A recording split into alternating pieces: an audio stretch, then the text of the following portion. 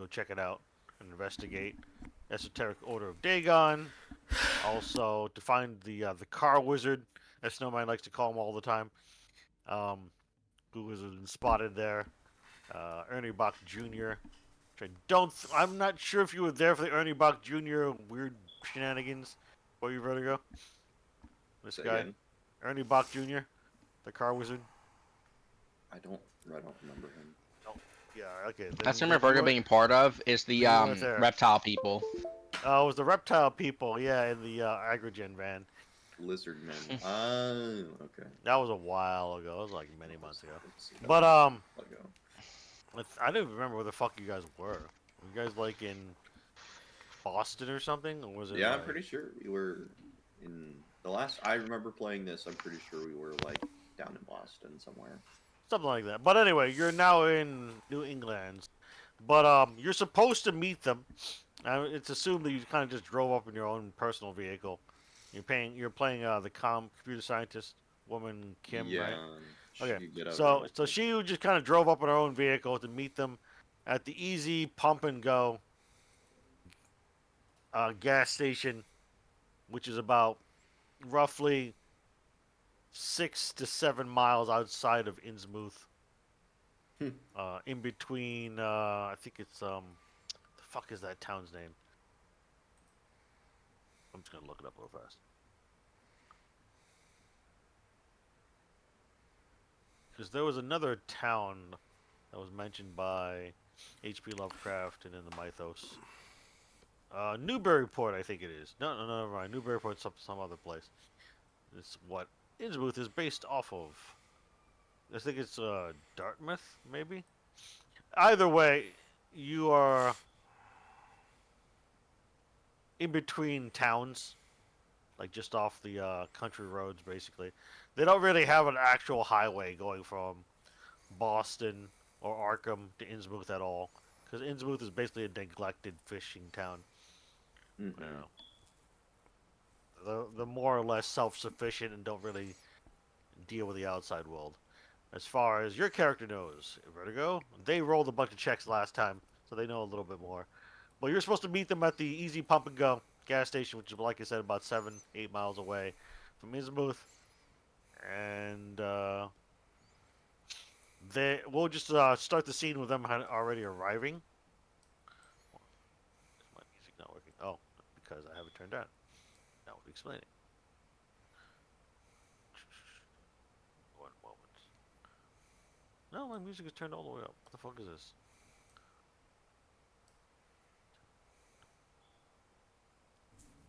There it goes. For some reason, I could not hear it at all. Weird. So anyway, let me look at my notes so I know what time of year and shit it is and stuff.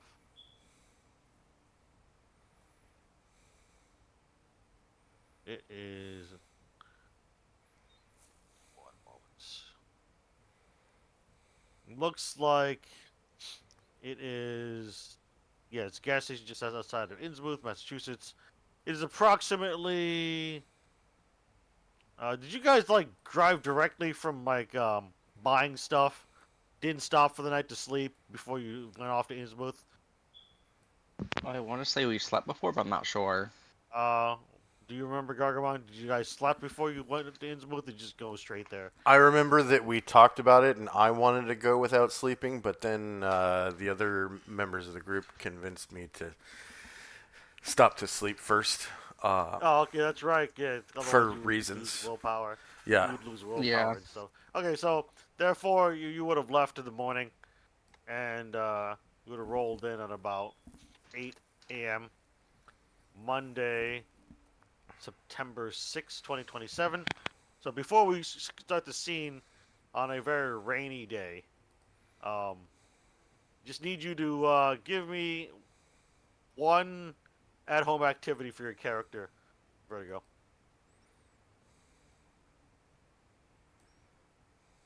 Mutago, Mutago.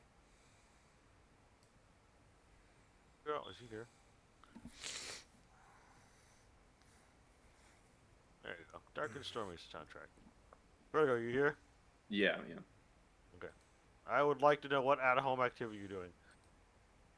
Let You me can find take the at-home activity in the pins, in Chatterbox. Just scroll down to personal pursuit summary. You do stuff like fulfill responsibilities, back to nature, establish a bond, go to therapy, improve skills or stats, indulge in personal motivation, special training, stay in the case, study the unnatural, etc. Crystal Just Pursuit choose summary. one, so we can just continue quicker to the scene at the gas station.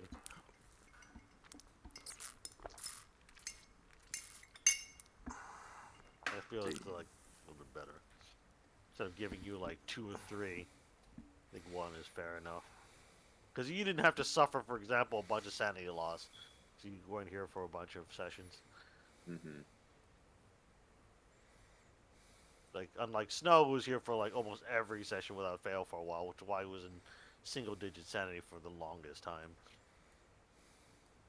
Apparently, my Alright. sanity is not the best though. Yeah, well, I mean, is it 5 sanity? Why are you complaining? No, it's not that bad. Let me see. What is your sanity? I'm curious. Oh god, Not PC's too folder is like such a mess. I want to put it in alphabetical order. We'll go to therapy, I guess. I don't know. Sharing truthfully or not truthfully? We'll share truthfully, I guess. Alright, so in that case, what's gonna happen is... See if we'll find a like. I'm assuming that there's a DG contract. Oh, no, not at all. What are you Really? talking about? No. They're basically like a hidden in plain sight government agency that's Yeah, more or if, less supposed to be clandestine. And they don't have their own, like, staff, psychiatrists, or No. psychologists. Yeah, I figured that there's probably a DG friendly that happens to be a psychologist or something like that. We did Uh, hire a veterinarian as a medic. There is no DG friendly that happens to be a therapist or psychiatrist, sorry. or at the very least, one that you. At the very least, there wasn't one you know. Yeah, they're not going to be one in the area. It's a cell-based system, so they're not going to, like, tell you, like, everyone in the area, you know. Yeah. And, There probably is a person in Delta Green who's a therapist, but you don't know. yeah, but he's probably, like, very rare to be used and in high demand, probably. Yeah. But anyway, what'd you say in your regardless, case? No. So you share truthfully to some rando therapist, and just what do you tell him exactly, or her? Well, and the funny thing is I don't think she's actually encountered too many like weird creatures. It's just been freak events, like the giant snake, like in the fucking like building. Yeah, the giant right? snake in the Like I convenience don't store. think she actually encountered any like strictly speaking like monsters yet. Like unnatural creatures? No, I don't think Yeah. so. Because you just didn't intend enough. I don't think. But I don't have monsters like every session. But so yeah, you just share truthfully like crazy giant snakes and convenience store like HVAC systems and shit. That's pretty much it. Yeah. I mean that's traumatizing to a certain extent. It could have like swallowed you whole or something. Weird conspiratorial like nonsense and some. Yeah. Okay. I think like the closest thing is like the supernatural, like the weird like TV screen and like some weirdness, like that. Oh yeah, you were there for the TV stuff. Yeah. Okay, so yeah, but that could be like hand waved off by the therapist. You're like, you just under a lot of stress. But alright, so I gotta roll the therapist psychotherapy skill, and we'll set the skill for the psychotherapist at 60. I think usually it's like, like 6. Is it 70? I think 70. 70 is like really high. What are you talking Really? about? Because I think Yeah, you man. get 80. It is like there in the book. It gives you like a list of like what mastery levels things are at depending on the number. Yeah, 70 would probably and be up, one of 70 the. and up is like really good.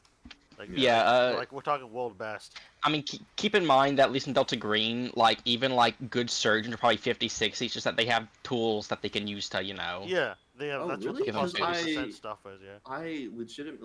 I've been able to make a character with like 80 Yeah, that's because you're the that's you're also- the main character. Yeah, Yeah, that you makes- can. It's just that like, you have to it's take like a talking about trauma let's for say. that.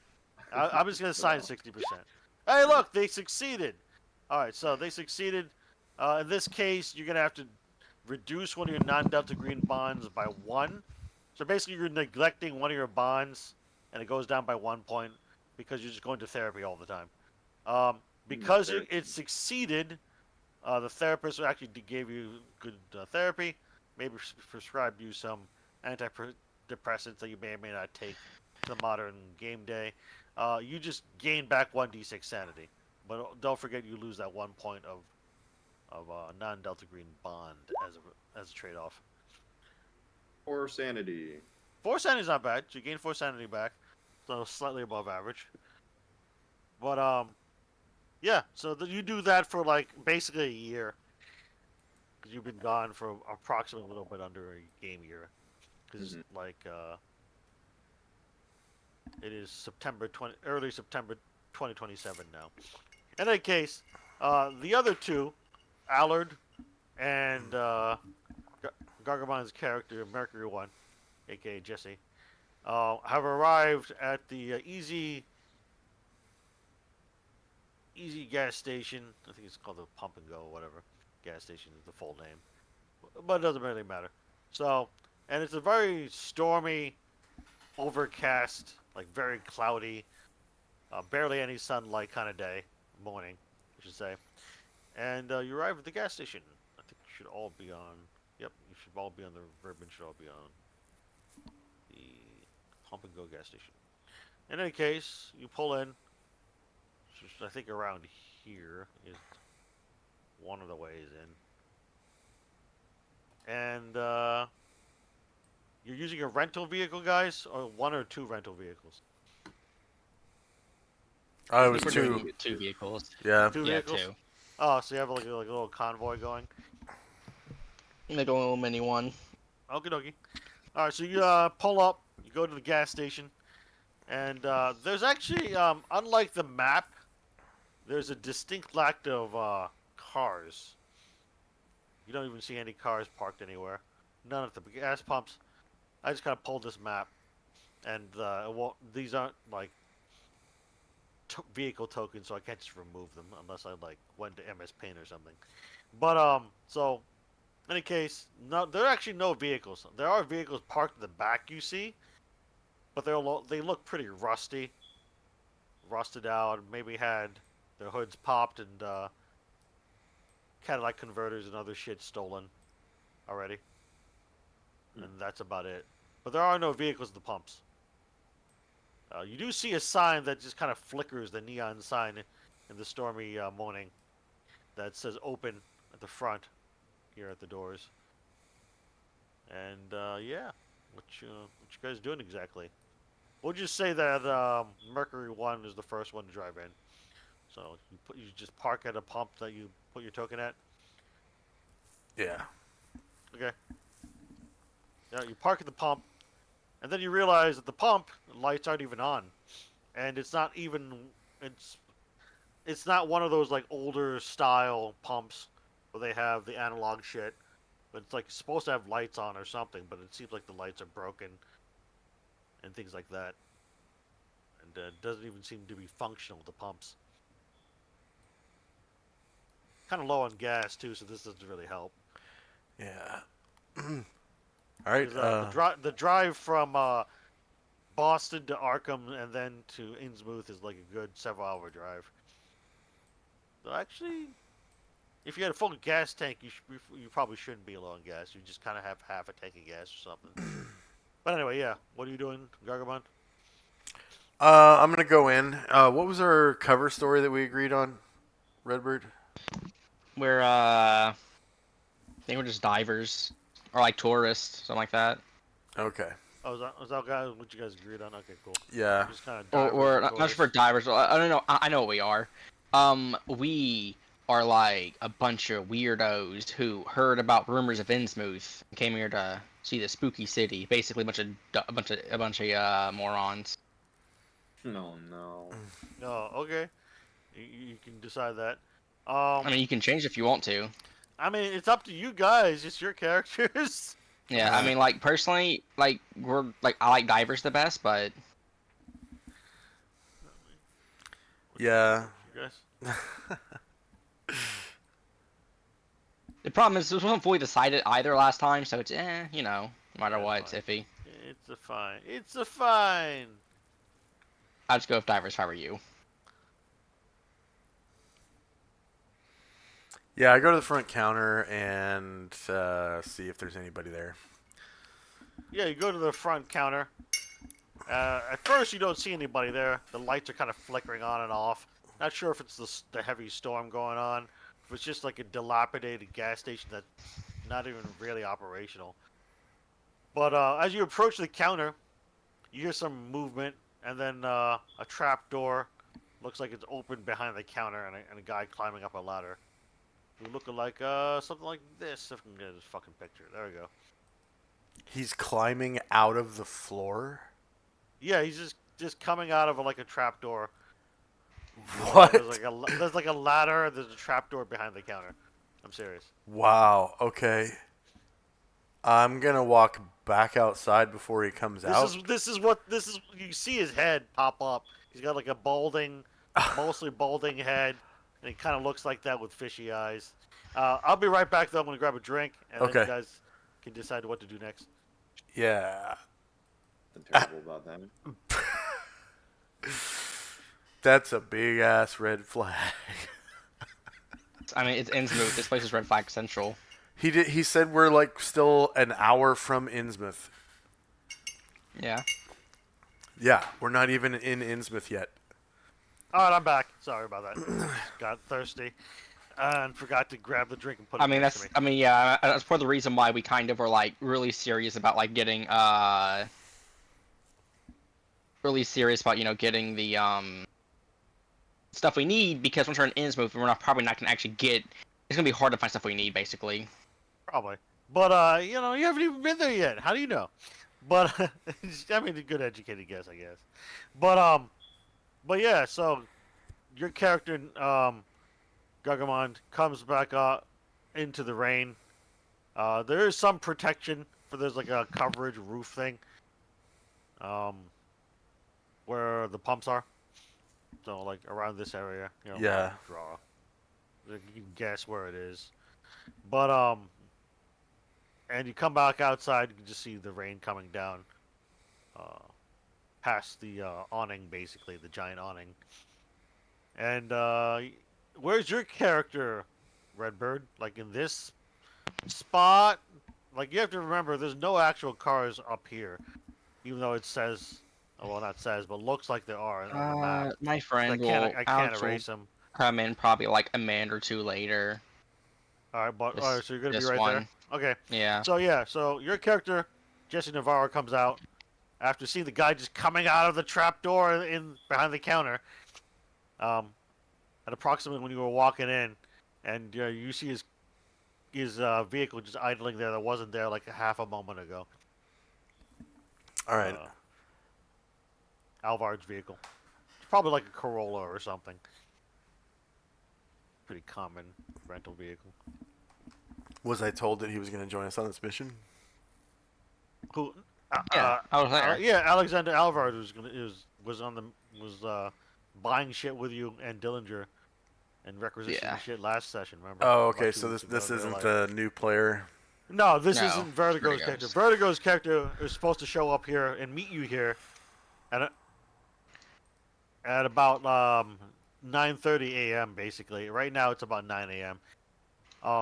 And you were already told ahead of time by Dillinger before you left the briefing. We'll say Okay. last session. I'm just gonna come over to Redbird's car. Yay, Redbird's car. Redbird's car. Da, da, da. There's Corolla.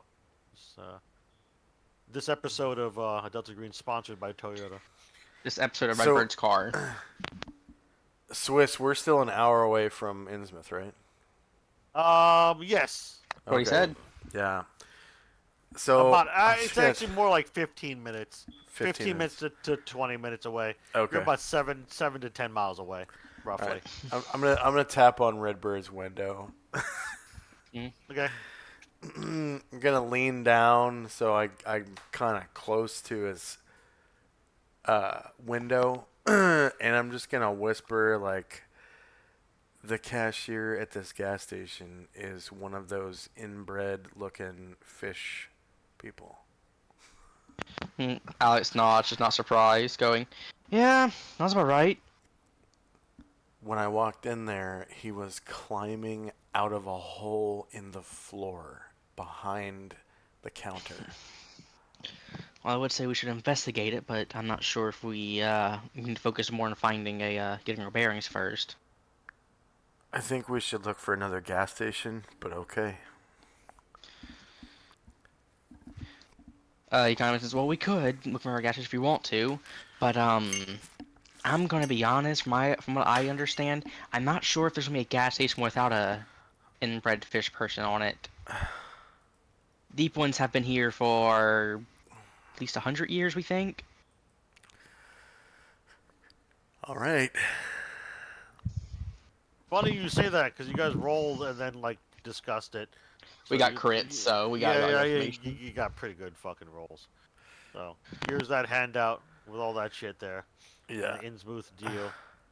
Where the fuck is the Innsmouth deal? Yeah, there's the Innsmouth deal. That I put that.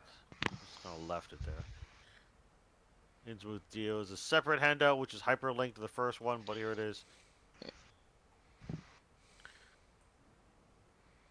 So if you want to read through all that shit, they've been there since basically the basically- 19th century. Yeah. Yeah, but basically, there's 18th or 19th century, yeah. yeah, but basically, not necessarily everyone in the cult, like Innsmouth is like part of the Deep One cult, but there's most people in probably at least have some fish DNA in them. Yeah, that's just like the TLDR version, yeah. But It could just be a drop where nothing shows up, or it could just be, hey, look, I have gills. Don't look at my neck, please. don't look at my neck. Don't look at me. But yeah. So you have that conversation, brief conversation in a whisper, as the thunder peals and crackles in the distance above you, and rain just kind of pours down like it's a monsoon. I walk back in and I walk up to the counter and I say, "Sorry, I forgot my debit card in my friend's car. Fill her up on one, please." Yeah, as you say that, he just kind of grunts and harumphs, closing the trapdoor to whatever basement is below the store, and then taps a webbed hand on the counters where there's a big placard that says cash only. I look at the placard and I'm like, "All right," and I pull out my wallet and give him cash. Yeah, you give him like $10 or something. Like I said, while it was a few hours drive, it was like probably around 5 hours drive. I think it was supposed to be. But the modern day cars, especially in 2027, where it's going to be better fuel efficiency, you're not going to like be out of gas at that point. You might be like at a fourth or a third of a tank of gas, even with an SUV or something. Yeah. But anyway, so yeah, you give him like $10-15. He's like, "Oh, sorry, the gas pumps are out. Did you just want to buy a candy bar or a beer or something?" I don't think my car is gonna run on candy bars and beer, but thanks anyways, bud. Have a good day. Oh, okay. He just kind of waves off your $10-20 or whatever you're going to try to offer him. Yeah. And come back out, and I'm just gonna tell Redbird, yeah, they don't pump gas here, so it looks like we are I gonna have to figure. look for another gas station. And I go Okay, well, over to my car and get in. anyway, we should probably buy gas in bulk, if you get what I'm saying, if finding gas stations without pumps working is a problem. If you get what I'm saying.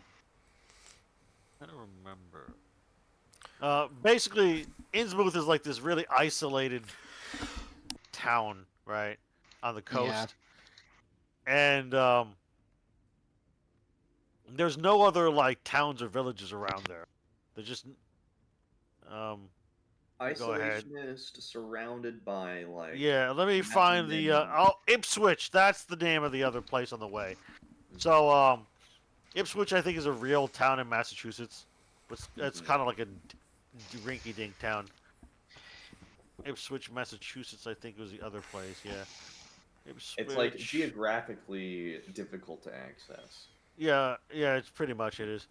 Ipswich There's has a a lot of population of like 14,000 people, is what it says. I just looked it up. there's a lot of So swamps out there. If you ever been out there, Yep. yeah, Ipswich is like near a bunch of marshes and stuff like that. Was what it looks like, and that's like the only other town before you get out to this like peninsula where Innsmouth, the fictional town, is.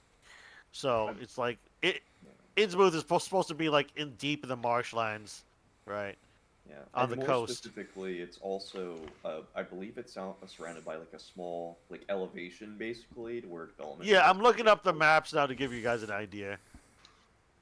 Lovecraft Country map. Here we go. Not the fucking It's TV like show. it's like there's like one road in, one road out kind of Yeah, thing. that's the what I'm telling you. So what I'm telling you is this is the only gas station for like 10 miles around. Is my point. I mean, Well, we have tank. We about half a tank left, so we can probably find another. yeah, you could backtrack to like let's say Ipswich, which has like I said 14,000 people. Yeah. That's like the only real Honestly, civilization before you yeah. I go I back say to we Arkham. backtrack. Let's You fill go her back up to at Arkham. Ipswich. Yeah, I Yeah. just found a good map. So if you go back to Arkham, right, that's gonna be like a good another 2 to 3 hour drive, especially this shitty weather. Yeah, Yeah, Ipswich I say we River. 4 is Innsmouth. 5 is personally I Anaspam. s- 3 is Bolton. Oh, Bolton is a little bit before Ipswich. But anyway, so here's a good picture. Let me copy and paste this of Lovecraft Country, and yes, it Cap. just goes to show you how fucking isolated Innsmouth is on this little fucking peninsula in the marshlands. You'll see the number 4 is Innsmouth, and then Arkham is like 1, which is like going to be near that major highway, which is the red. But yeah, personally, I say we backtrack and then just buy, like, not only fill up our cars up, but get some, like, jerry cans as well. Yeah, Bolton and Ipswich are going to be like Ipswich might Cause have like, like one gas station if they're even open. Um, depending on when you show up, because it's not going to be 24 hours. But Bolton will likely have like several gas stations because it's a larger but town. but yeah, but the last thing we need is like, we need gas in Innsmouth. We can't get gas, we can't get out. So I say we just buy a bunch of jerry cans too there. It's like I'm trying to bait you into getting there and being isolated. But yes. So you're gonna have to drive back basically up the road towards Bolton, which is gonna be like an hour drive. Not So an you'll waste. hour. Yeah. I mean, you're gonna Aw. waste a little bit of gas, which is fine. But at least you'll be able to buy a bunch of gas in Bolton. Yeah. Say, What do it you looks guys like. have a jerry can? with you? They can buy jerry cans at gas stations, dude. Yeah. They sell Yeah. those. They sell those at gas You know, stations. Yeah, most- I've learned that it's useful to have a jerry can full of gas for any I mean- possible reasons. I know, right? Yeah, I mean it's good to, yeah, especially if you are driving to isolate locations, so buy 2, maybe 3 jerry cans for each car, maybe not have maybe not have like a full tank, but All right. So This is the not- funny thing is though, as you guys are like turning your cars around, you see another vehicle pull up into the gas station, which matches that of the woman who's supposed to be meeting you and rejoining DG Cell C. She was been in the cell before. She just hasn't been working in the cell. In other yeah. words, Hello, I cat. don't think any of you have met her before in character, but Redbird has played with prior Yeah. characters with Kim Lee before, Kim Cypher Lee. But anyway, so Allard. Allard. I don't think Allard has played I- with Cypher, has she? No, Allard mean, met her I'm- exactly once. It was Oh, Allard did meet her once. yeah, Oh. it was I believe it was like Vertigo showed up for like an intro session to a new Uh-huh. case, but then didn't show for the rest. Oh yeah, it was when you guys were getting a bunch of money for something. It was with, I think, Grillinger. Yeah, it was during at the That's what Potomac. it was. Yeah, that was like a Yeah. while ago. That was like maybe 3-4. It was also months ago, Allard's first months mission, ago. so Yeah. I remember that now. That was when you guys were in DC. But anyway, so Allard would recognize Kim's vehicle pulling up. What kind of vehicle do you have again? Just for flavor. Usually it's a black sedan or a black SUV. Oh, it's just like a black sedan. or SUV. Yeah, true. Either way, it's a black vehicle. We'll just say that. So you kind of see it roll up and pull in, and it's the only other vehicle up front that's not like rusted out and has catalytic converter stolen. So, and it matches that of Kim's vehicle. We're supposed to be rejoining the cell as you guys are like starting to turn your vehicles around. What are you guys doing? Well, Alex will, probably recognize that it's Kim. We'll wait for her to Uh, exit. yeah. She'll give like a passive wave from inside the car and hop on out. Put in voice chatter box approximately what the gas station looks like with the roof overhead. It's not. I mean, it's looks like what you think it would look like. It's got these solar panels and shit, but the solar panels are like busted to shit, as opposed to what the map looks like. But anyway, so yeah, so you guys are underneath that awning roof type thing where the gas pumps are. But the storm's still going on, just so you know. You just hear the occasional like movement inside the store, and see the flickering neon sign that says "open" in the front window.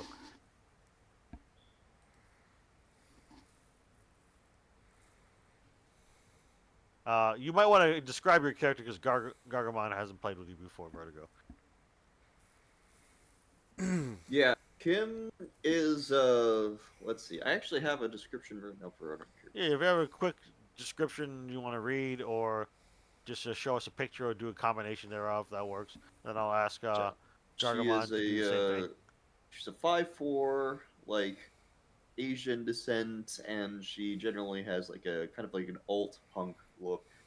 Typically wears like a face mask and changes her hair color pretty often, as well as her like clothes. So, yeah. All right, Uh, Gargamon, what's your character look like? Just for a quick description for Vertigo. So Mercury 1 is wearing uh, high altitude, low opening jumpsuit. He's wearing he probably has his kit in the car or in the vehicle or whatever, but Yeah, I'd say so. um, his he has like military bearing and haircut, probably a high and tight haircut, and light. I think it was light brown hair and brown eyes. Swarthy skin, pretty tan. Looks like he's probably some kind of Hispanic, not Latino, but Hispanic descent. And he's, just shy of 6 feet tall and thin and fit. Kind of muscular, but you wouldn't be able to tell that through his jumpsuit. And he's wearing like military boots, jump boots, and that's pretty much it. It's all gray or black that he's wearing, and he's standing next to a black like GMC SUV. Yeah, sounds about right. Okay, cool. Halo So- jumpsuit, huh? Damn. Yep, apparently, yeah. As is what Kim would see. So, the three of your vehicles are underneath the big roof thing. Occasionally, like I said, you hear some movement inside the store.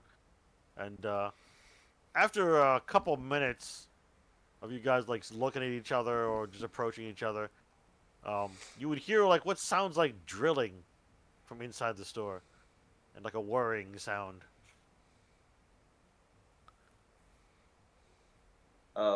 Kim is gonna give. Wait, what's his name? Wait, what's the not Albert? Are there? Alvard? Do you mean Alex Alvar? Alexander Alvar is Redbird's character. No, the Allard. Allard, other, I mean. other my guy. bad. I feel like Gargamon. He would be identified just as Mercury 1. Really? Oh, okay. Yeah. You just- Unless he would have divulged anything else he wanted to be Well, identified we as. do have files on each other, right? Not right? not Or- not always. Oh, not always. Not always. It just kind of hit or miss sometimes. I mean, Kim would have looked them up anyways if she could figure it out. So That's a good question. Does Yeah. she is the your Facebook character- stalker. yeah. Does your character have like anything like in social media or something like that, Gargamon? Like anything on the internet? Like even- No, he wouldn't. He wouldn't have anything like that coming from his background. But I think that Kim would probably be able to find out by some kind of role, like snooping through DG Self files. She'd probably be able to find his that's personnel fair, file. and that Yeah. sounds like what Kim would do. Go ahead and roll on computer science at negative 20% vertigo. I can't put in negative 20. You'll just have to take it. Yeah, you just got to do it manually. Let me look at your It's roll a there. far and beyond success, I believe. Yes, that is definitely. Oh, holy shit, you have a 73. That's right, because you've improved over a couple sessions or more. You would have snooped, and you found out some things. Like obviously, some things are just air gapped, and not everything's gonna be on files you can find on an internet floating around. But what would he find? Like, kind of like on a cursory search through the internet or trawling through some DoD database. She does Never mind. investigate, like she does hack into government like things all the time. So- But some things, like I said, are just air gap. They wouldn't be like floating around the internet or Oh. available at like you try to pretend to be a DoD like employee or etc. But what would his character find on like DoD a systems. DoD type system type thing? Definitely that my real name is Jesse Navarre, aka Mercury One. Mercury One is the moniker I was given in selection for Operational Detachment Delta. So I was an 18 Bravo for Operational Detachment Delta at Fort Bragg and operated under JSOC during the global war on Marxism in 2025. The actual event in this alternate timeline. But Yeah. anyway, go on. And then in 2026, after 9 successful missions throughout the Eastern Europe Combat Zone and the Southeast Asia, West Asia, and Central Asia theaters, the Central Intelligence Agency recruited me. And that's probably the last thing that would be in that entry for DoD. Yeah. Yep. So that's What just was, what you would have found just searching over the last maybe few days before you what is went on the Navarre's rank? drove up here. Yeah, actually, that's a good question. What is his Navarro's rank? E7. E7. Oh, that is pretty high up there. I mean, you'd be in E6 just getting into ODD. I mean, Oh, I don't know. just I didn't know after that. training. I'm a Yeah. civilian. Okay. Okay. And then he'd probably, after so many, different deployments, be in E7 when he got out. So, like, that makes after more a year or sense to me so. now. Yeah. Like, I never served or anything like that. I know a huge amount about the military, so I didn't know these things. E6 Okay, is that makes staff sense. sergeant, and E7 is sergeant first class. So he probably would have been Gotcha. SFC. All right. That helps. All right. Anyway, so you would have found this after reading about it the last day or two, Vertigo, just Mhm. looking it up on DoD files, etc. And then after that, just the files just kind of end, and you assume it's just in some file cabinet somewhere deep underground, in some base. Yeah. So you said it was staff sergeant. Sergeant first E7 class. Sergeant first class. First class. Yeah. Gotcha. Yeah, no, she'd probably like approach him, give him like a once over, be like, dressed to kill, I see, Sergeant. Oh yeah, you have to call me. I can just call me Mercury One. I suppose you probably already know my real name, but might want to not use that while we're on an op.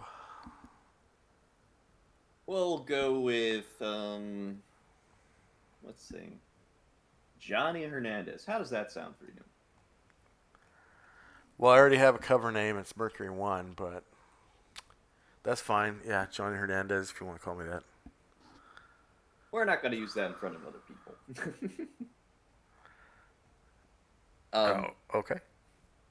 He kind of looks You at can- you funny, like squints his eyes a little bit, frowns, and then goes back to a normal expression.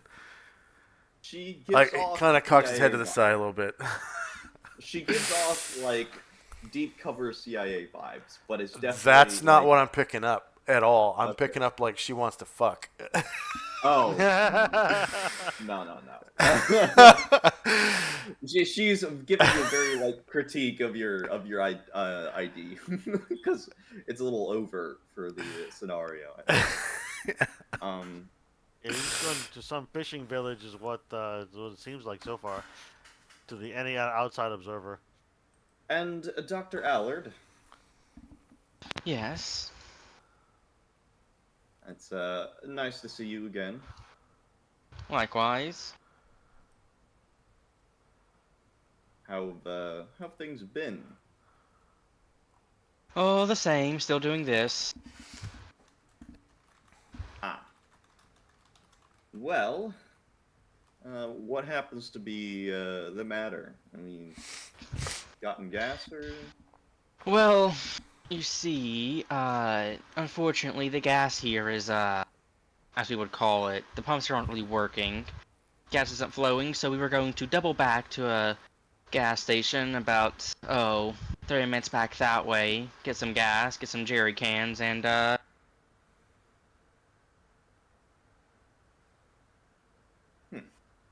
would you like to join us? Yes, I would love to. While we're at it, we might want to pick up some plain clothes for Mr. Mercury over here.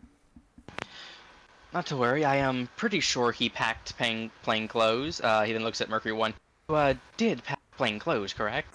No, I don't wear that shit. Oh no.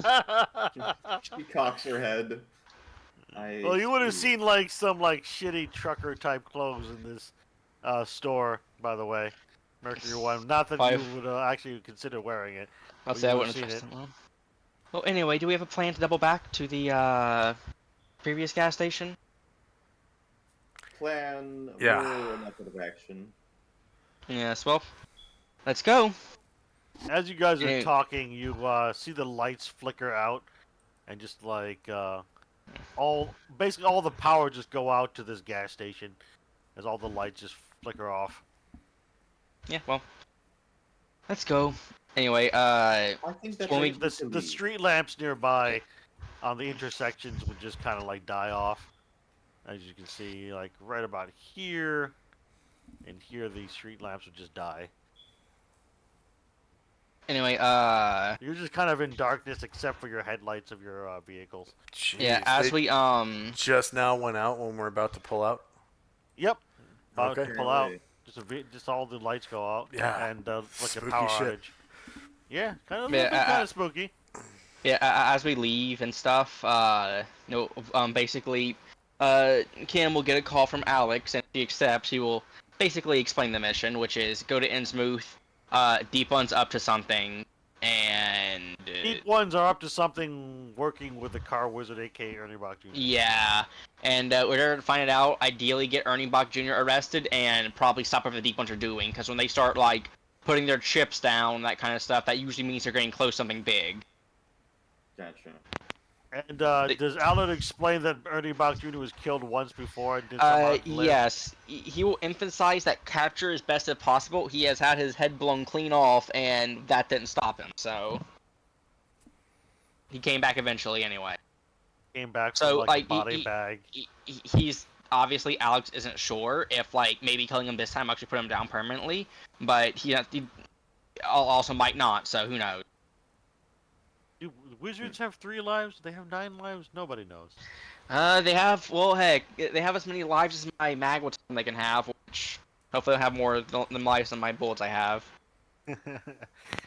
So anyway, all the lights go off. So luckily for you guys, your vehicles have illumination.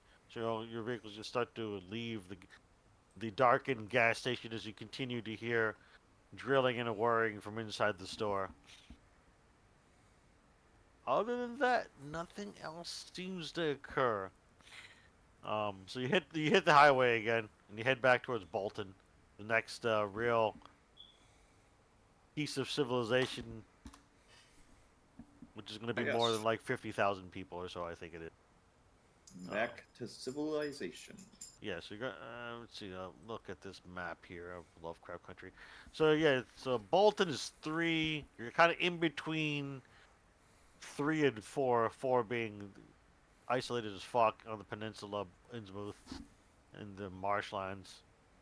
So you're just going like basically 30 to 45 minutes in this shitty rainstorm, which slows you down.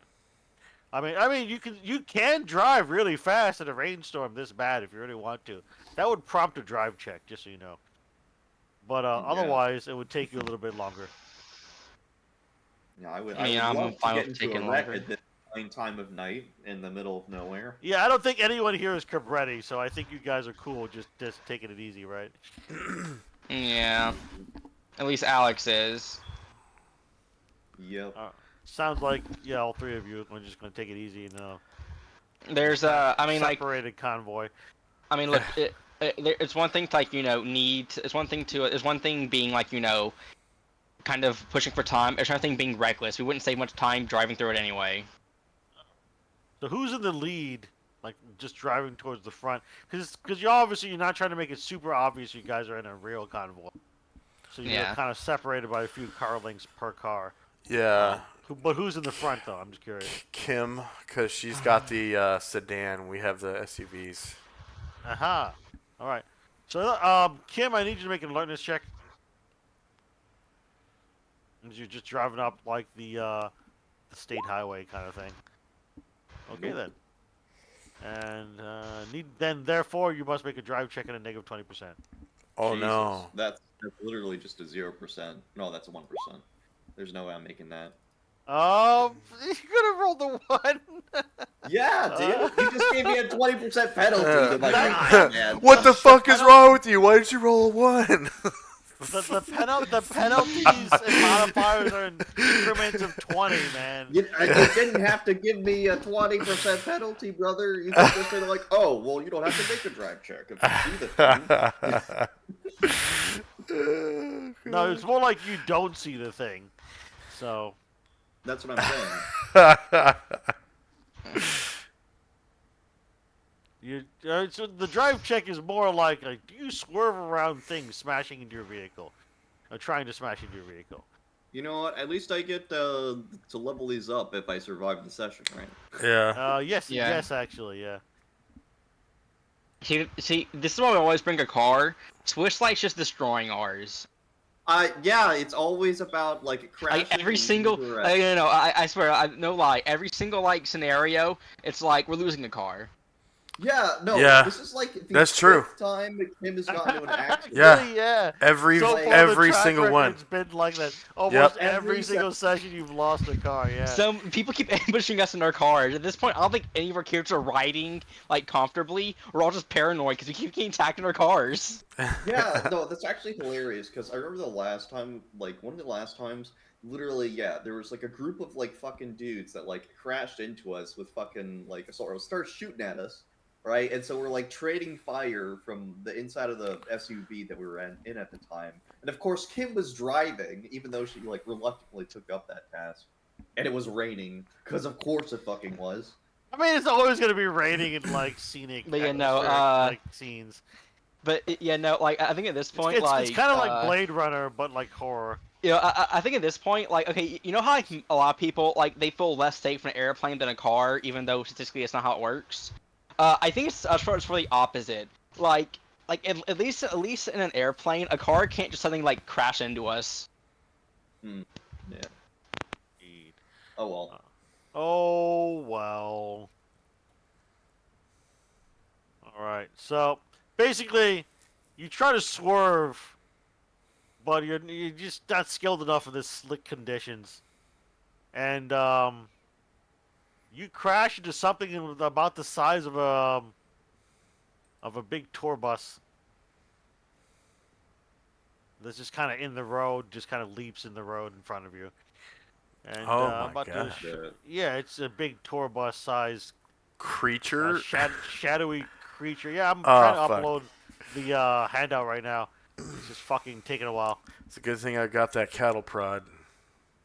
And so like I said, it's about the size of. Actually, it wouldn't really be the size of one tour bus. It'd probably be the size of two double-decker buses, like stacked side by Jesus side. fucking Christ. Either way, this thing was kind of in your way, and you crash into part of it, and that's when your car just kind of flips and careens, and ends up in a ditch. You will take 1d6 damage that goes through any armor. Kim, so just go ahead and roll damage, and make a sanity check. Oh my The others do God. not need to because they don't see it yet. They don't see it yet. Awareness notice? Well, it's more like they see your car just kind of hit something and just kind of go in a ditch. So it's up to them to know how they react. Hey, I failed my alertness. I didn't see it. What are you talking about? Well, you didn't see it fully, so you don't get the full sanity blast. But you still got to roll a sanity check. No, You get to see oh, some I of it. rolled damage. My bad. Yeah, you take 3 damage from the car wreck. You end up in Yeah, a he ditch. succeeded the sanity. Oh my god. Well, you know how it is. Succeeding the sanity is great and all, because it could have been worse if you... worse of a sanity hit if you failed the sanity check, by far. But it's mitigated, because I'm going to have it for you, the damage, Much. because you only saw some of it. Like, if you get a good, like, full-on look of it later, then yeah, you... more sanity. Like the rest Is of the the- sanity. Up to what is the- maximum that it can inflict upon you. Give me one moment. I'm trying to find it. The sanity loss values are like really far and wide because some of them are like, oh, you could lose a d20 or 1 if you succeed, and some of Lose a them are like, D20 or 1. Yeah, I know. Some of them are weird like that. and some I'm of them looking are at the like, wrong you fucking can book. lose a d20, or if you succeed, you can lose 2d20. You know, like something stupid. Well, also to be fair, sometimes it's like a 1d100. So it's kind of like so you can roll anywhere from a wild like 1 to like 100, which is ridiculous. You saw Did I put the Cthulhu, other roll a book? d100. Yeah, that's pretty much Bad it. Yeah, laws. that's what I mean. That can happen. That can happen. It's a wild fucking check. Alright, found my handler's guide. Just gonna get to the section. Otherwise I would have had to crack open the PDF.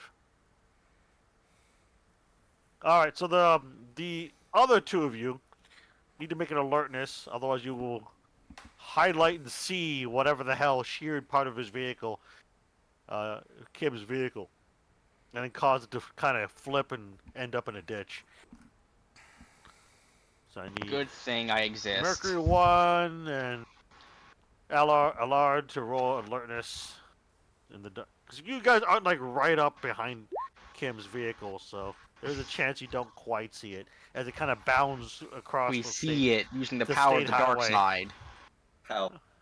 Oh, okay, that's not a good thing. But so you just kind of see it bounding across the highway as it kind of like basically just kind of. I wouldn't really call it shoulder checking so much as body checking his vehicle. I mean, we'd have to make the same check eventually anyway. See the thing probably eventually. Say what? So it's probably better to see it now than later. But See it we'll now probably see rather this thing than later. eventually. Well, I mean, it's one of those things where like you're probably gonna see the monster anyway. Even if you don't see it now, you know. Yeah. You can go crazy now, or you can go crazy you go later. crazy now. Well, here's the thing. With how you're supposed to do it, and I'm just gonna enforce it, especially for this one, is it is possible on multiple sightings of the same type of monster, or even the same monster later on, to lose more sanity up to the maximum it can give you. So let's say like the failure dice is like D20 or something. You can lose up to 20 total off that thing if you keep failing on seeing different types of the same monster. I mean, well, different individuals of the same monster. I mean, or the same monster multiple times over like a game session. I So think what I'm saying is, well, I'm gonna do it where I'm just gonna have you write down how much you lose. So that way, you know, you'll eventually lose like the maximum because this may show up again. It Well, depends the on where nice the thing about where that you. is It it's depends on capped where you out. are. Yeah, it will be capped out. So you only lose as far as the top amount, which I'm still looking for in the entry because it should be. Oh, okay, I see where I am. I'm in the deity section. That's why I was confused as to why it wasn't in alphabetical order. I was like, Please do "What?" not set upon I'm us not. the I'm not gods sent. of the Well, I Kentucky universe. this campaign has run on long enough. I have to eventually send the gods, but Eventually you do. not this session is my point. Okay, so here we go. Found it. Isn't All right, so Dagon the this thing in particular monster. How much is its sanity loss? Just found it. Here we go. Wow. Okay, so let's see. For those of you who rolled alertness, you also need to and succeeded. That would be Jesse and Alexander. You have to roll sanity also. Try succeeding. Kim, however, because you succeeded, you don't get the terrible amount of sanity loss that would occur if you failed. But you can still lose up to more. So just go and roll a 1d6 vertigo, and that's how much you lose. Oh, Yeah, because you can lose more if you see it again, or a different individual type of it. So you only lose 2. So just write down you lost 2 to horrific thing. Actually, what I can do also is replicate the notes and put it in the handout body, and just say Kim Cipher, and then put vertigo in parentheses. Lost 2 sands so far. So, and then so I don't have to keep flipping for it the next time. I'll put the sanity loss in GM notes, the bottom. All right, so I just need the other 2 to roll sanity check whenever. Oh, I see. You guys did. We succeeded with our full You power. both succeeded. Wow. Well, Mercury 1, to be fair, has a really high sanity, and so does Alexander. The both of you need to roll a d6, and that's how much you lose. And I'll A D6. record- Can I roll I'll- like the a D1? d6. No. And then I'll record it in the double the notes in 2. the handout. All right. So Hey, you what's also that? lost 2, 2. 2, 2. 2, 2, 2. Trip 2s. All right. So you all lost 2. So anyway, so you just kind of see it shear and body check Cypher's vehicle, like I said, and then you see her vehicle roll and hit and crash into a ditch, and then it just kind of continues to streak across the state highway, and then disappear into the marshlands. This poor woman. yeah. I have no idea when she lost so much sanity because she's at 44 right now of I 88. I think you started my campaign with a previous character you played in some other campaign or something like that, Yeah. and you had less sanity as a result when you started Yeah. the character in my She game. would have started with 68, I think. It doesn't Or matter at this point. don't You know. just started with less as on the first session in my game. 'Cause you told me like how you also had higher skills. I was wondering about that. I'm like, yeah, that's because you took it from another campaign. Anyway, so Redbird also lost 2. So Lost far. dos. And then Mercury 1. That would be Gargamon. Everyone loses 2 sanity. Yeah, everyone lost 2 sands so far. You can lose a lot more later. But yeah. So you just kind of see it flash and streak across the highway after hitting Cypher's vehicle, and you just see it kind of crash, and you hear the twisting metal, and see the spitting tires in the darkness. What are you guys doing? Well, I'll actually go to try to help Cypher. Okay, so you just slow down your vehicle and park in the next to the ditch. Yeah. Okay, yeah, you do that. She like undoes like her seatbelt, just like it caused her to like fall over because it's turned over, right? The car's Yeah. Turned over on its side. Basically, like- you just kind of took a bunch of like glass and shrapnel damage and bruising is what the damage was about. She just like cussing up a storm and like kicks out the fucking window, crawls out, and like goes to the back to get like her like duffel bag and stuff. Just like a seething the whole fucking time.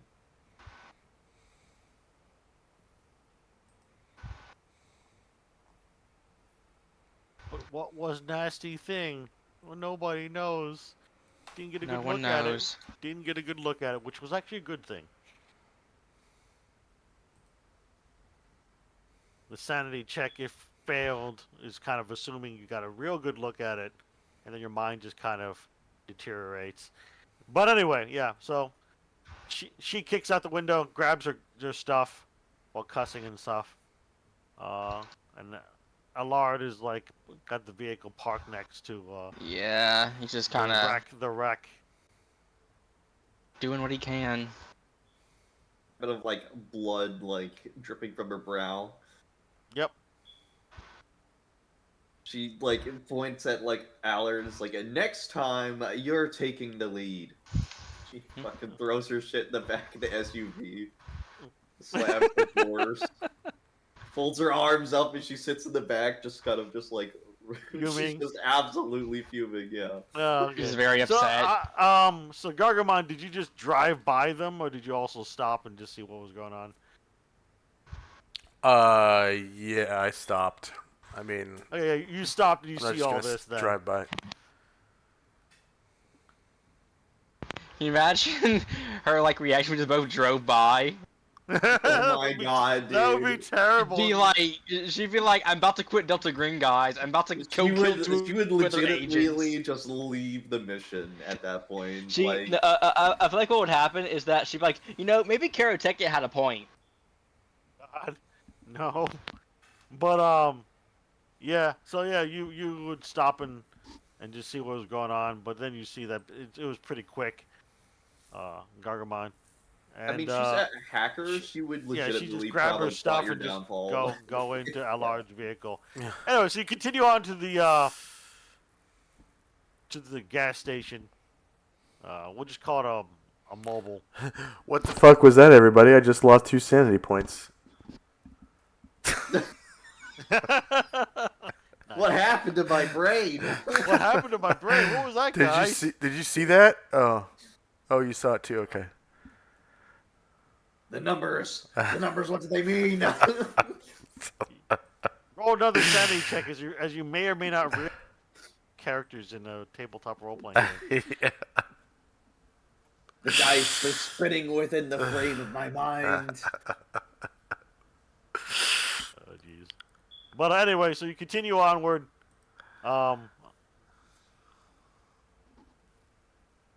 Cypher is just kind of doused in rain and blood, Oh, yeah. and a slight amount of blood. Soggy. Soggy and fuming. That yeah. sounds like a album name. Soggy Yeah. and Fuming, or a really crappy cover band. Anyway, so you end up at a mobile gas station in Bolton. It is still the morning, so it is approximately at this point, but about an hour. So it's approximately 10:15 a.m. You roll into the Bolton mobile gas station. It's kind of busy. Some people are there buying packs of cigarettes, for example, and coffee, or just getting fuel or any combination thereof. And it would be a slightly larger than what the map has. I didn't have an alternative gas station. I was just kind of throwing maps together at the last moment. But anyway, it's been a busy week. But anyhow, outside the game, that is.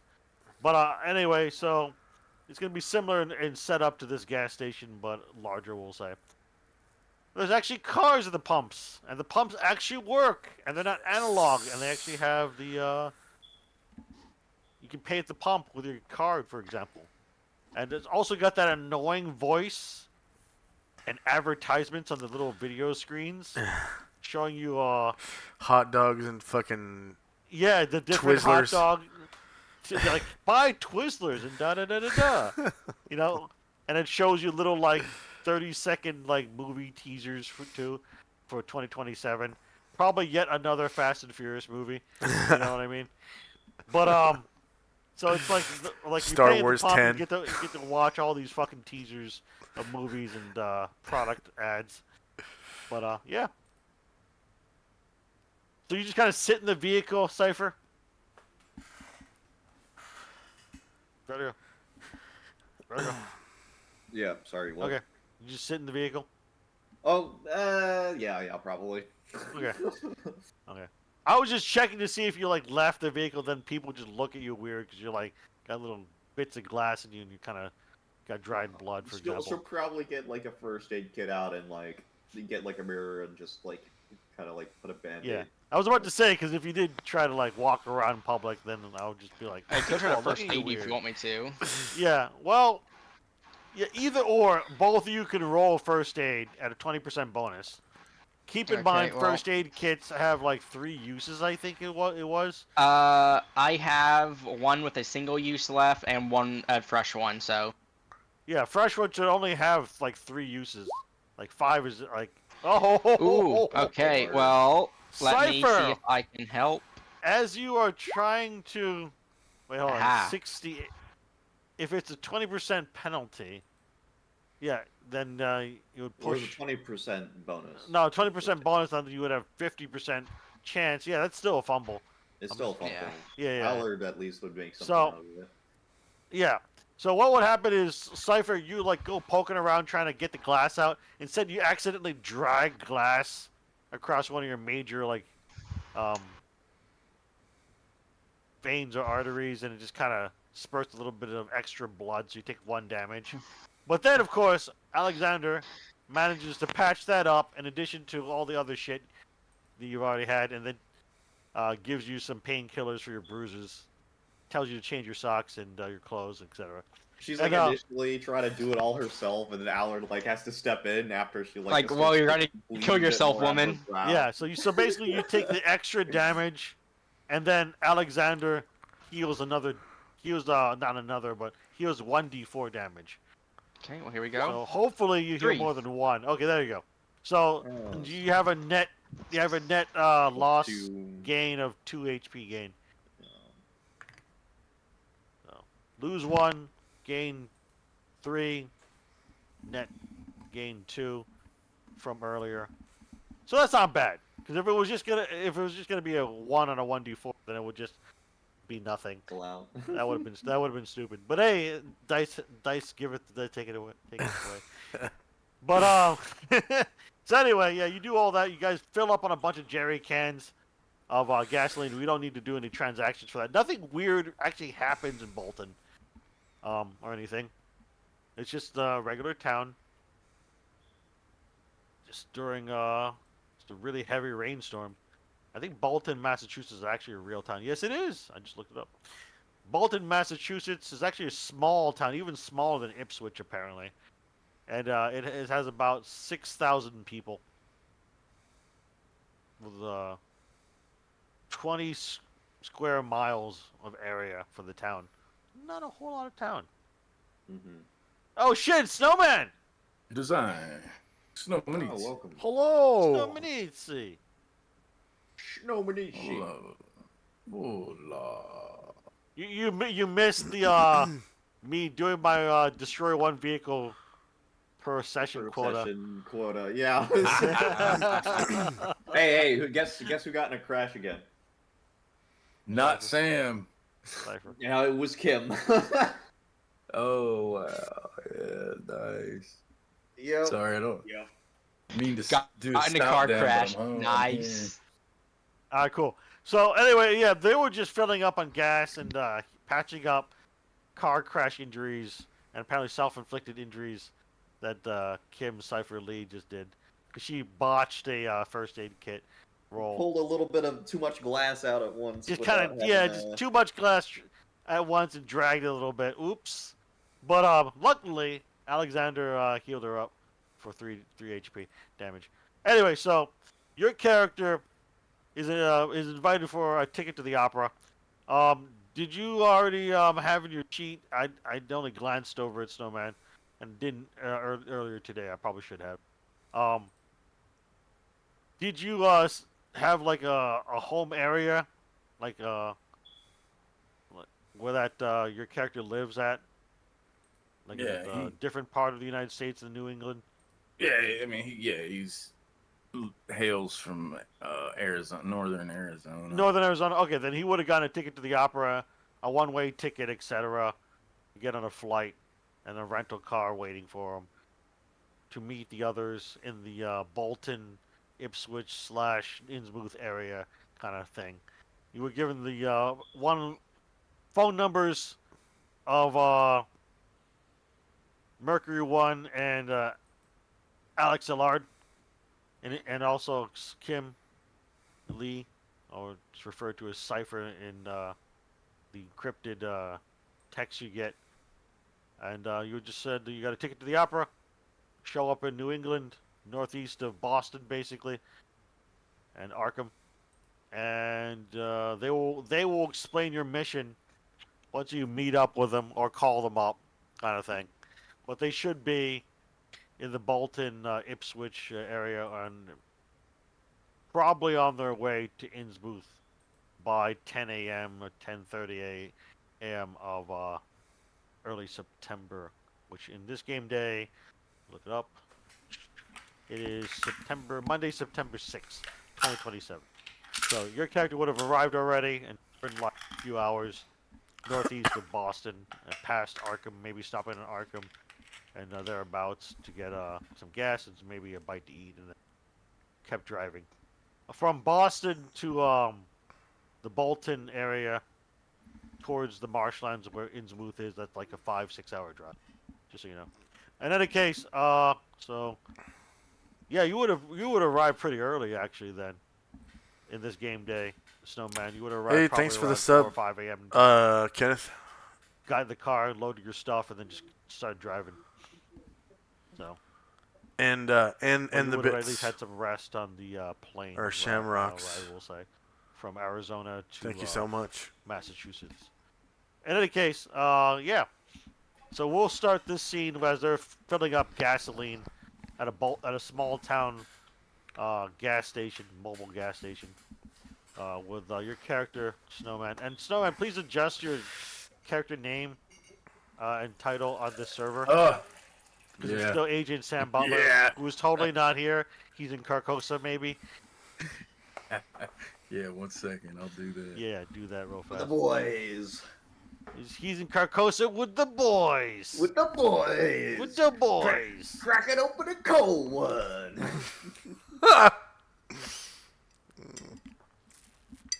But yeah, just select one of their phone numbers to call because you got 3 phone numbers, one of each character's burners. Because it's assumed each of you has at least 2 burner phones, in addition to a regular main phone that your character owns. So, which does Jonah call first? You want to call the CDC scientist, Allard, Dr. Allard, some guy that they just listed down as Mercury One without an actual name anywhere, and then or someone that they listed down as just Cipher, which is clearly not his or her or their real name. I think in this case right here,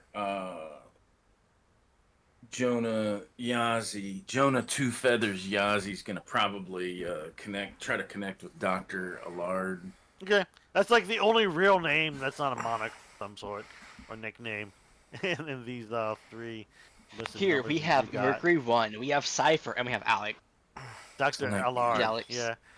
Well, So anyway, so technically- you call up Dr. Allard, and ring ring ring, Allard, you're just kind of like stashing your 5 or 6 jerry cans of gasoline in the back of your SUV when you get a phone call on your burner.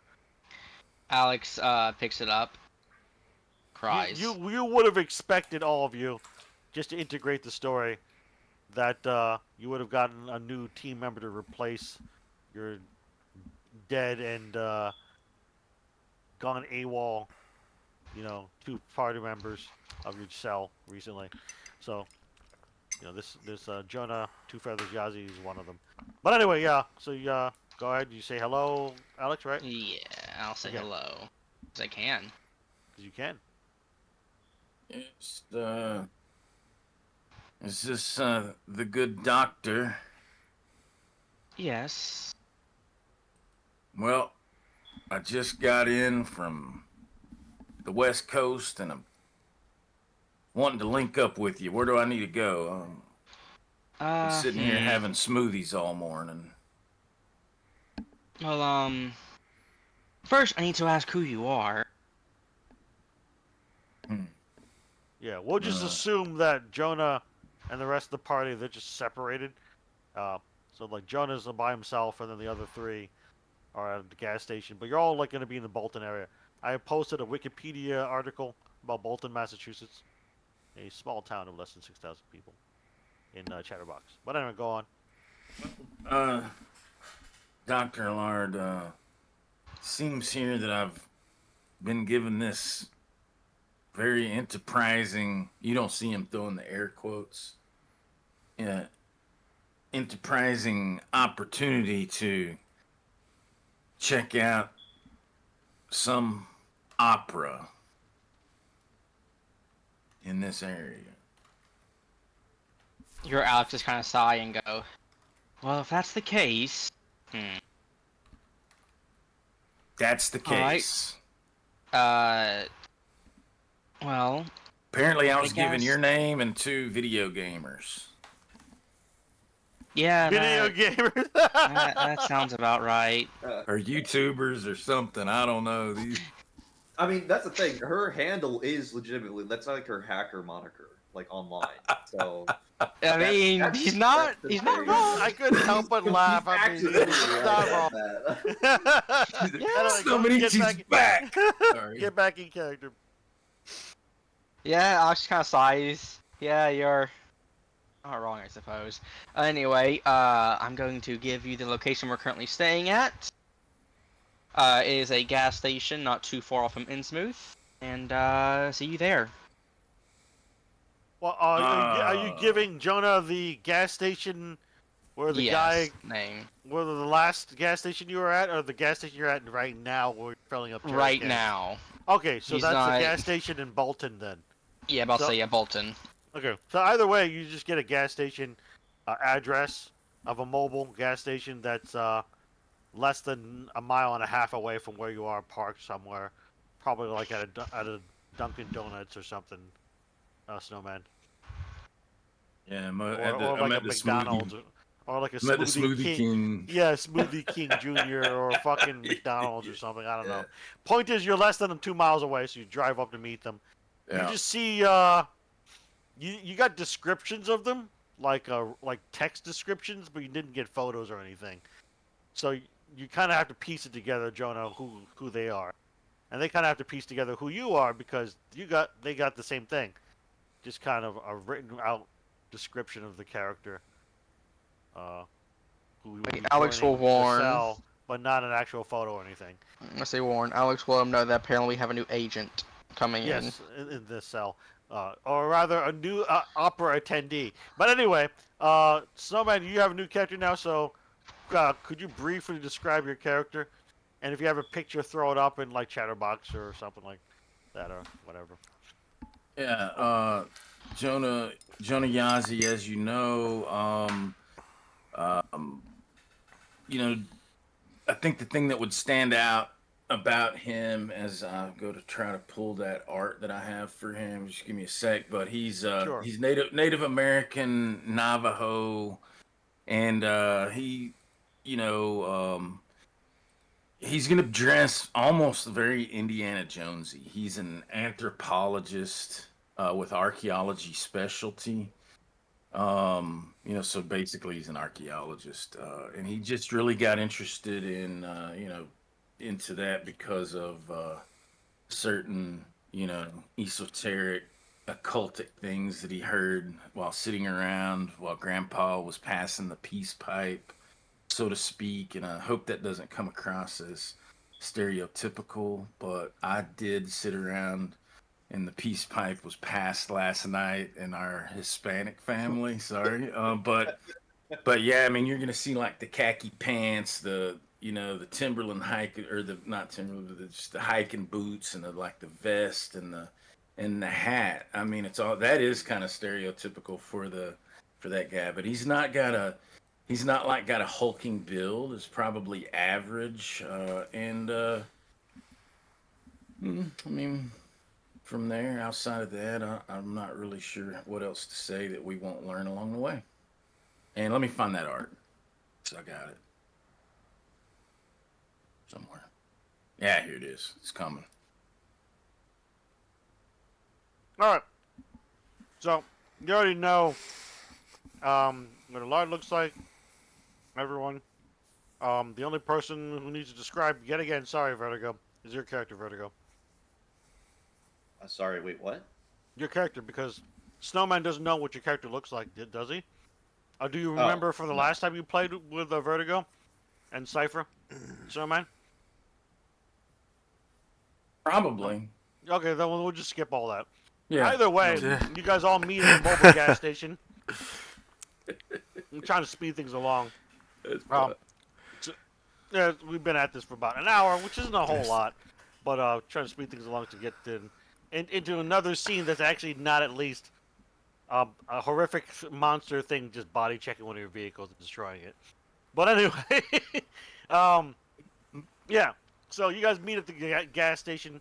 You see the other people in your cell, aka the other opera attendees, Jonah, filling up jerry cans with gasoline and filling up their vehicles. Maybe grabbing like a snack bar or something. I don't know. Either way, it's your scene now, guys. So I'm just gonna mute.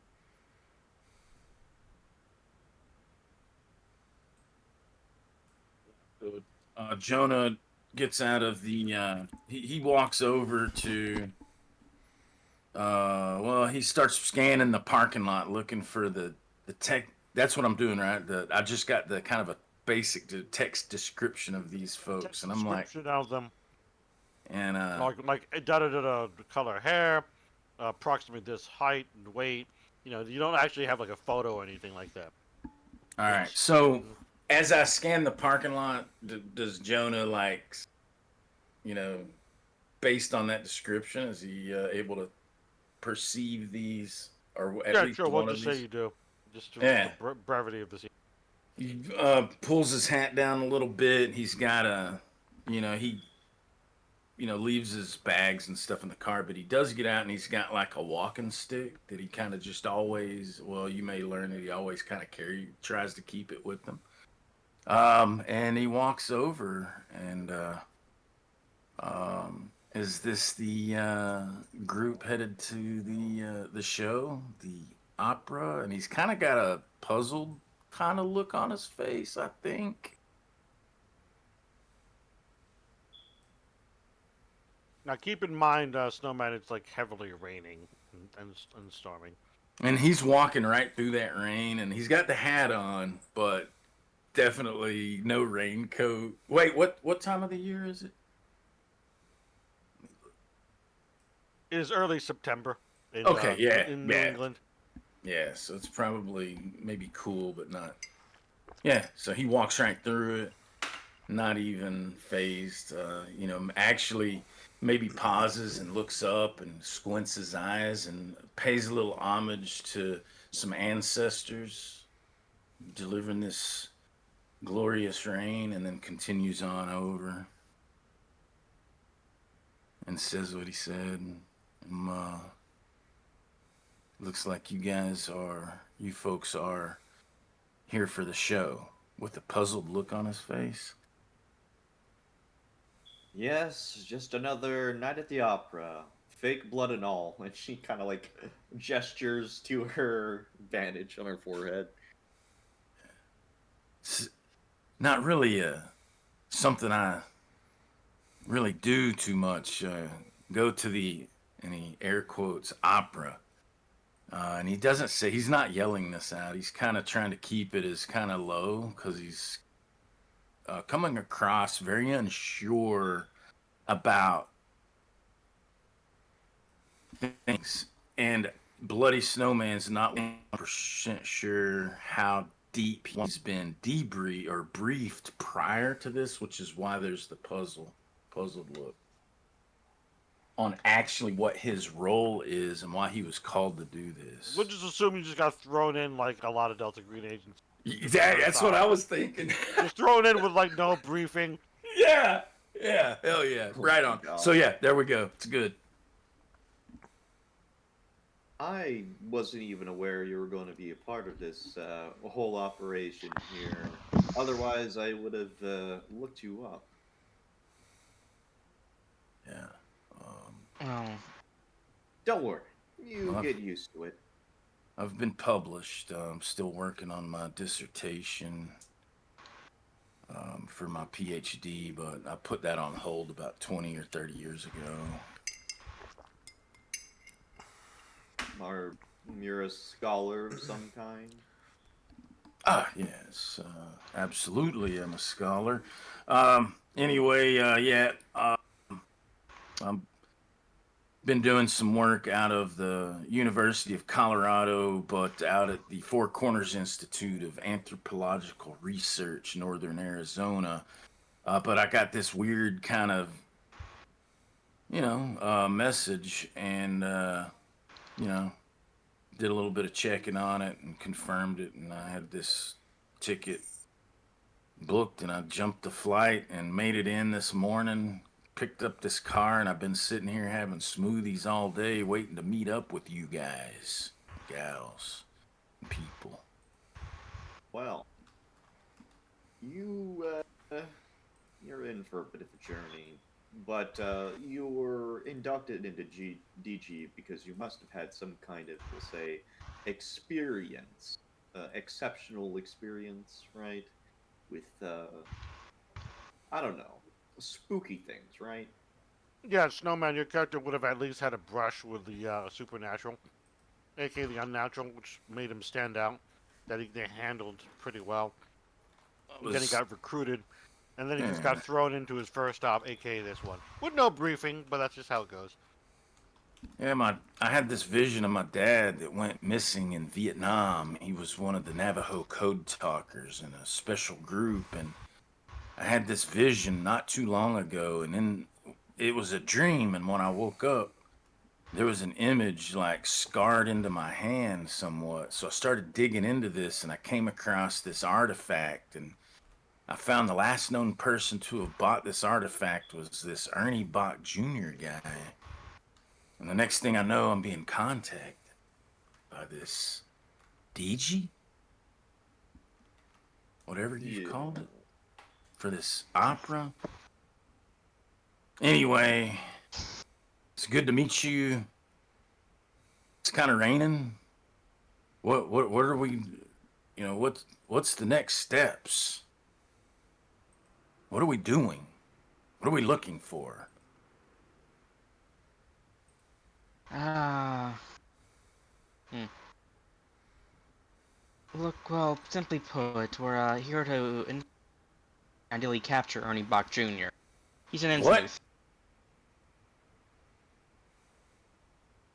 He just kind of takes his hat, pushes it back, and leans on a Yes. stick, and it's like, this is taking an interesting turn. I knew I shouldn't have looked this up on the internet. Freaking put me all over. I'm probably pasted on terrorist watch lists now for some reason I don't even know. Not that I think that anybody here is a terrorist. Anyway, well, it's raining. What do you say we get out of this rain? Well, sure.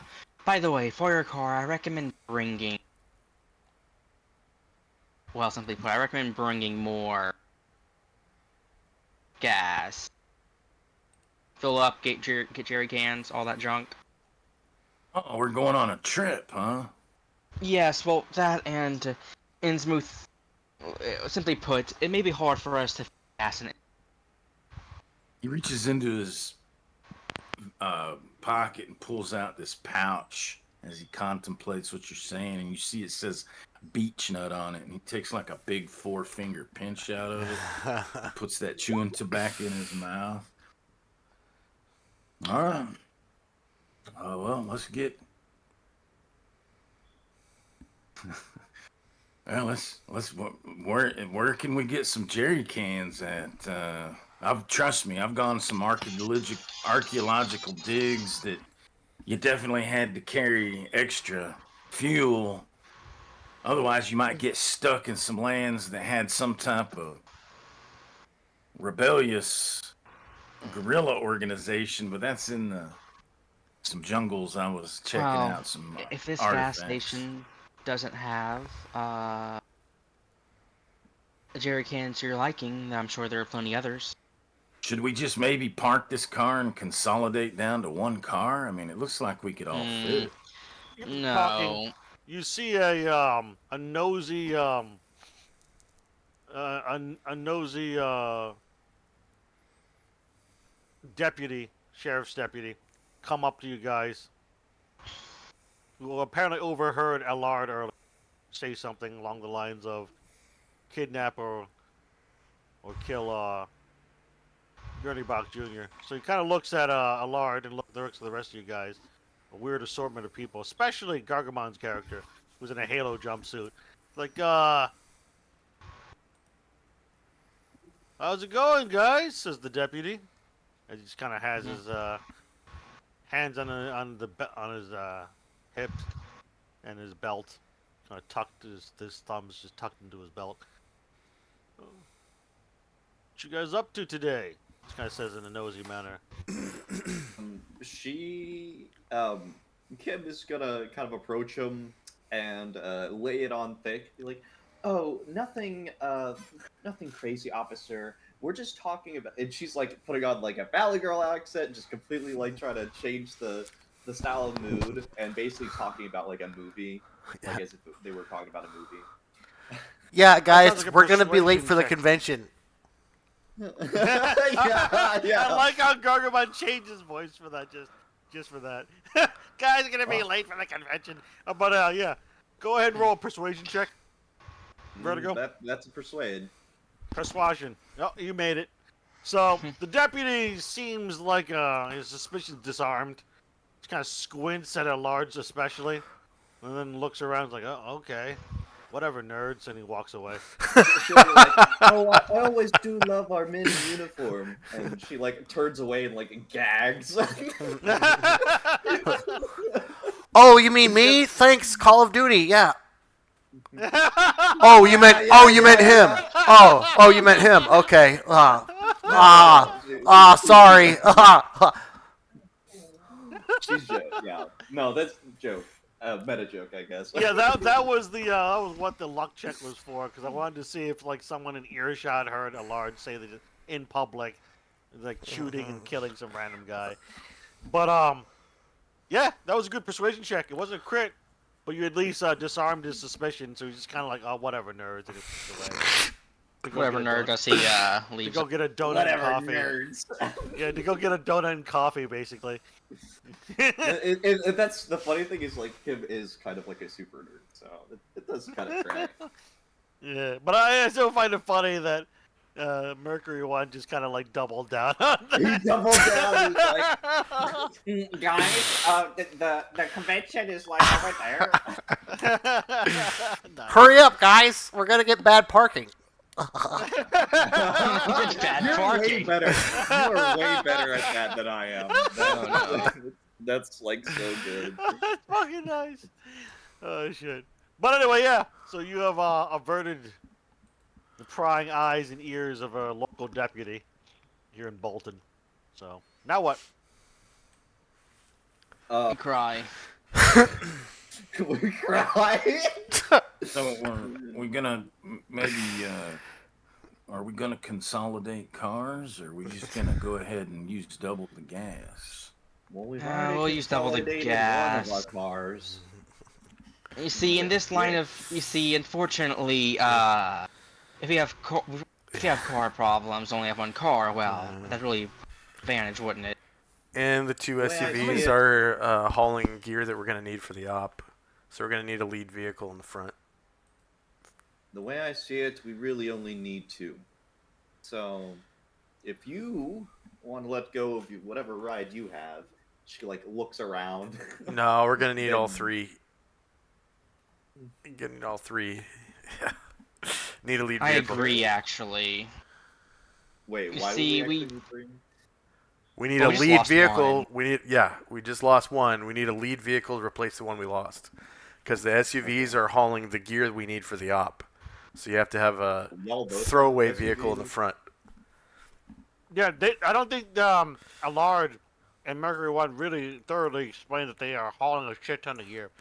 Oh, Yeah, I did not we're know hauling that. we're Okay. hauling scuba gear, rebreathers, spear guns, a whole bunch of shit for Oh. underwater. Yeah. Okay, I legit did not know. Diving? That. I thought y'all's were like you're just empty. Okay. Well, no, that's that why I makes- said we need a third vehicle. So, yeah. Gotcha. Okay, that makes more sense now.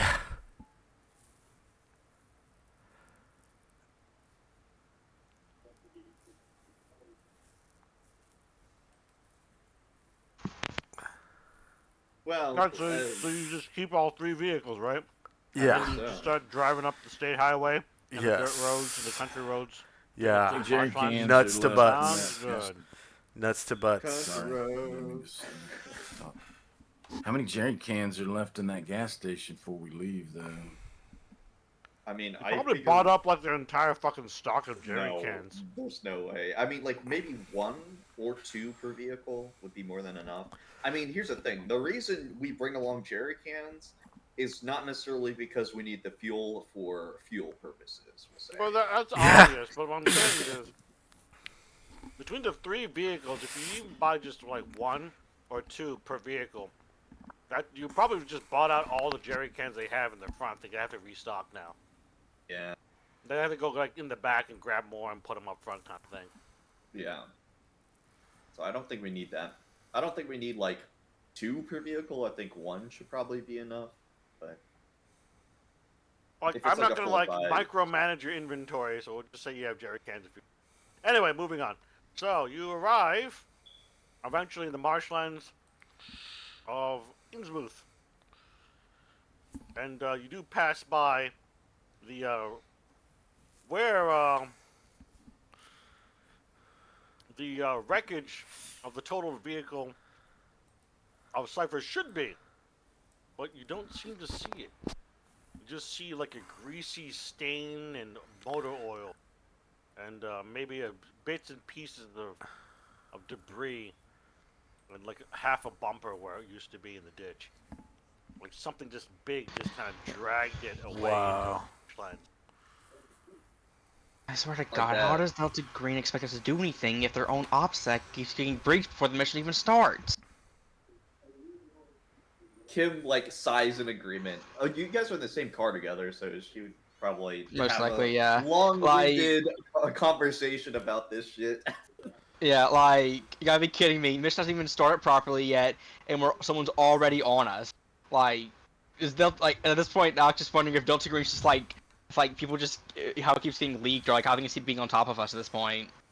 Well, at this point, are you really sure it's like a faction or people, and not Well, just I like a mean- lot of fucking monsters in the marshlands?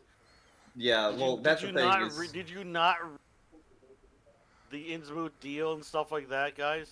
Like the only I mean- person who wouldn't be clued into it would be either Cypher or Two Feathers, because you know they're not the ones that like brainstormed a bunch of information.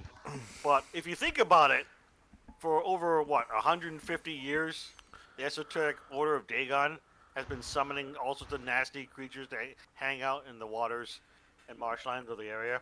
So they just kind of like pretty much irreversibly changed the flora and fauna of the area into something more dangerous. If that makes any sense. So it's not necessarily a league where someone's on you and they're trying to attack you. More like it's just dangerous shit in the area. Here Are in you Innsmouth. kidding me? They just flooded it. Can't believe it. Was it mentioned? Was Esoteric Order of Dagon mentioned to Jonah at any point during this? Well, the problem is they didn't want to talk in public anymore. Yeah. So they got in the Yeah. cars and started driving. If they called you up or something, they can mention it. I mean, sure, I can I mean, call you are up and you- explain are stuff, you I guess. Because you have to Asking for realize agreed? from Bolton to Innsmouth through the state highway, then eventually it deteriorates. The Yeah. shitty, like muddy roads and stuff. Country roads, it's gonna be like an hour and 15 minutes, especially in a monsoon-like fucking weather of the nasty thunderstorms you're in. Yeah. So, I mean, they theoretically could call you, but during that like hour and 15-minute drive, and explain it to you. But that's really up to Redbird, Gargamon, and Vertigo. So,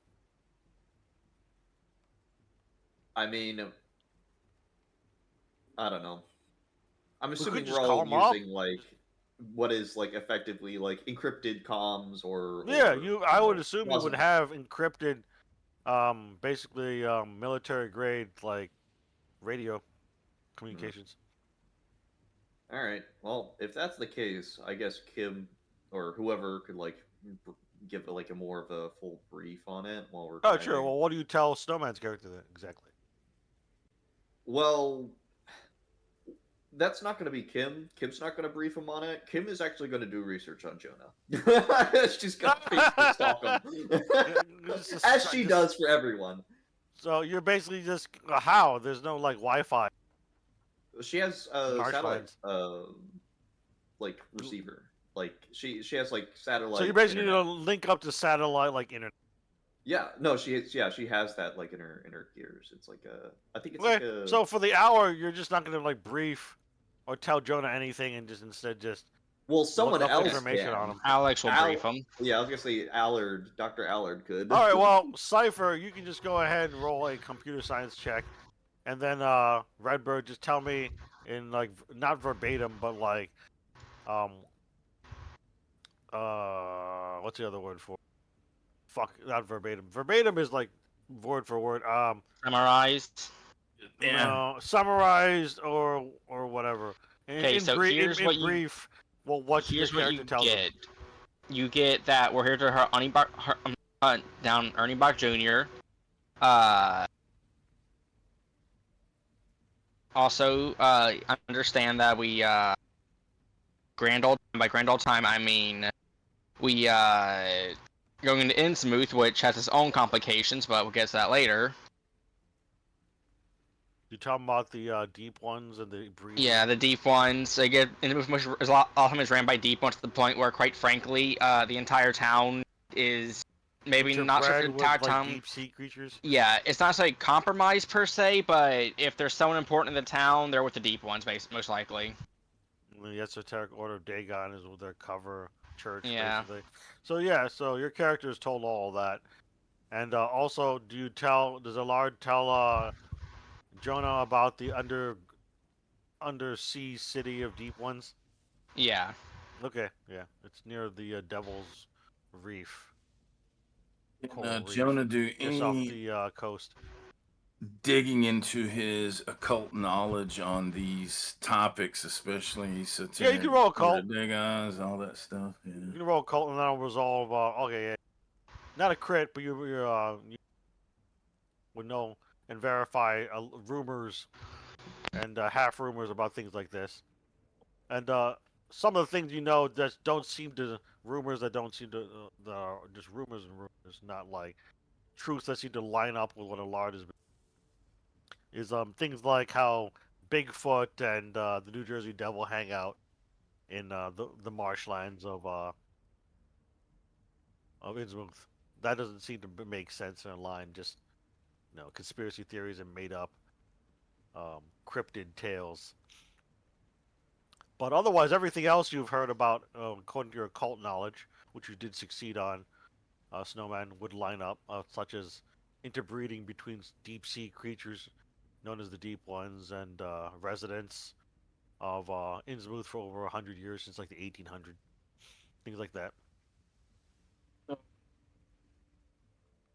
And you can roll a history check too, Jonah. All right. That may be useful depending on how you roll. What the Oh my fuck? At 80%, you still fucking That's failed. crazy, Oh my god. dude. It's really Holy raining out here. Let me see if it's the windows are fogging up. It's my mind is My elsewhere. mind is fogging up. I don't remember my own history, which I'm a master at. He is up Yeah, there. Yeah, freaking that's like 80. crazy, dude. Oh 80 my God. fucking percent. Oh my god. Anyway, I think the dice on Roll20 just hate Snowman, especially his higher skills. But Apparently. as for Yeah. your computer science check, you would learn that Jonah Two Feathers is indeed what he described to you as. He did some graduate school work and PhD work on his dissertation, etc. in Arizona. What was it, right, Snowman? And in anthropology and other things like that. and he also would have been a TA if that's okay with you, Snowman, at the universities and colleges Yeah, over the years, and was on some dig sites in yeah, he's been, in the west, southwest of the yeah, United States. that's it. So that's what you would look up, and you would find like websites and videos about it. You know, some of his digs that he was part of, not like he was leading, but was part of. Hmm. And some of the papers he wrote would be on scholarly article databases, shit like that. It was part of a team Yep. that he wrote, things like that. Yeah, the Was he, article published the modern Indiana Jones, Jonah Two Feathers Yazzie. And it's like in some sci-fi bullshit where he's talking about, man, we found some, just I'm not gonna go into it, but the point is this flavor. But yeah, if I think unless Swiss, unless you had any objection, if I got a question direct that Well, he it's a would wanna mutually know, he woven looked up, narrative, so I was just asking I'd you give to. into that. Yeah. Okay. Yeah. I think that I could, with that, I'd let him have found anything I felt was out there. So if anything I didn't share is asked directly, like, hey, what do this, maybe a direct message or something, I'd feel okay sharing. Yeah, you can just direct message Snowman or ask and verbally. Yeah. Whatever else you may have searched about in the past game hour while you were journeying to Innsmouth. Either way, you guys roll into Innsmouth. Let's see here. There are actually literal things on the western side of the map that say like, "Hey, this way to Bolton" or whatever. So let me see here. Raleigh Road. That's a Manxet River, Bates, South. There you go. Yeah, this is the way to Ipswich, the one real life town I was talking about. So basically, you guys come in from this side of town. So I'm gonna go ahead and pull you there with shift click. Just a moment. So you come in from this side of town on this one shitty road, which is like the only way to town. The other roads just kind of terminate or cul-de-sacs, and I don't think this is the scale. Anyway, so yeah, you came in from the southwest. So on this road, you could always just turn on any of these other roads. But this is the main road that comes in from Ipswich, southwest to northeast. So where you guys going? It's just a I bunch actually have to go for a bit. No, Redbird! But, no! But, we'll play for another, like, half hour. When are you getting back anytime soon, Redbird? Hopefully. Okay, Shouldn't well, take me too long, but sure doesn't mean I wouldn't, so. Well, just go ahead and do what you gotta do. I know your family's summoning you or something. But, here's Yeah. here's a picture of Innsmouth, Massachusetts, and some blurbs about it. Which, if you guys made your history check, cough, Two Feathers, you would know all about, but you don't know about this blurb. So just look at the picture. Isn't it pretty, Jonah? That's all you know. I still can't believe you fucking rolled a 91. That was terrible. But, anyway, I feel bad for you, man. But, yeah, so there's, like, this picture is just typical architecture and what the rundown, dilapidated buildings of the of Innsmouth Fishing Village / former factory town, where they mostly just canned fish, basically. It's still got your like 40s, 50s like era Yeah, exactly. infrastructure. Infrastructure and like 40s and 50s looking trucks, if you look closely. Yeah. I'm gonna go and post more pictures of Innsmouth because I think I have more pictures. So I'll throw that in the chatterbox. Actually, you know what? I think I'll throw the voice chatterbox. Is easier. Chatterbox are used for general chat. So I think I have more pictures of Innsmouth. So let me take a look at my folder real fast. So this is a good time to take a 2 to 3 minute break. If you need to like take a whiz or whatever. Could have sworn I had more pictures. Huh. Oh, I got pictures of Grillinger in the Potomac River. That's not quite what I'm looking for, though. the fuck? I had more pictures of Innsmouth. Because there's like some cool renditions of what Innsmouth looks like, it being a fictional village and all. Is it? No, that's the wrong folder. Wouldn't be under an astrophobia. Yeah, I'm just gonna have to look it up on Google again. I think what happened was I copy pasted it and didn't actually save it in my Delta Green folder. It's unfortunate when I do that sometimes. I do believe there are some pictures I can access because I found a PDF version of a Call of Cthulhu Escape from Innsmouth source book. So give me a moment as we're on for just a few minutes. I think some. Oh, there you go. Thanks, Gargamon. Though of course you wouldn't see all those deep ones hanging out. Yeah. So he threw it in scheduling, which is kind of the wrong channel, but it's okay. We all get the point. Oh, here's that cool ass fucking picture I was talking about. Yeah, let me copy paste this. I should probably save it now that I think about it. But threw it in Chatterbox, voice Chatterbox. But it's a really cool picture. I thought it was nice. Yeah, that's on point. Yeah, that's a pretty. I mean, it's got the whole. It's got the whole rainy aspect, and the dark, shadowy buildings. You know. Just tons of fish people, just kind of. Tons of fish people. And here's another good one, I just found, which I think I posted before, but I'll post again. Because I don't think I threw any investigators in Innsmouth for like at least 1 to 1.5 real life game years, so it's been a while. Oh, that's the annotated map. Nice. Thank you, Gargamon. Esoteric Order of Dagon. Yeah, I kind of threw my own annotations on this map here on roll 20.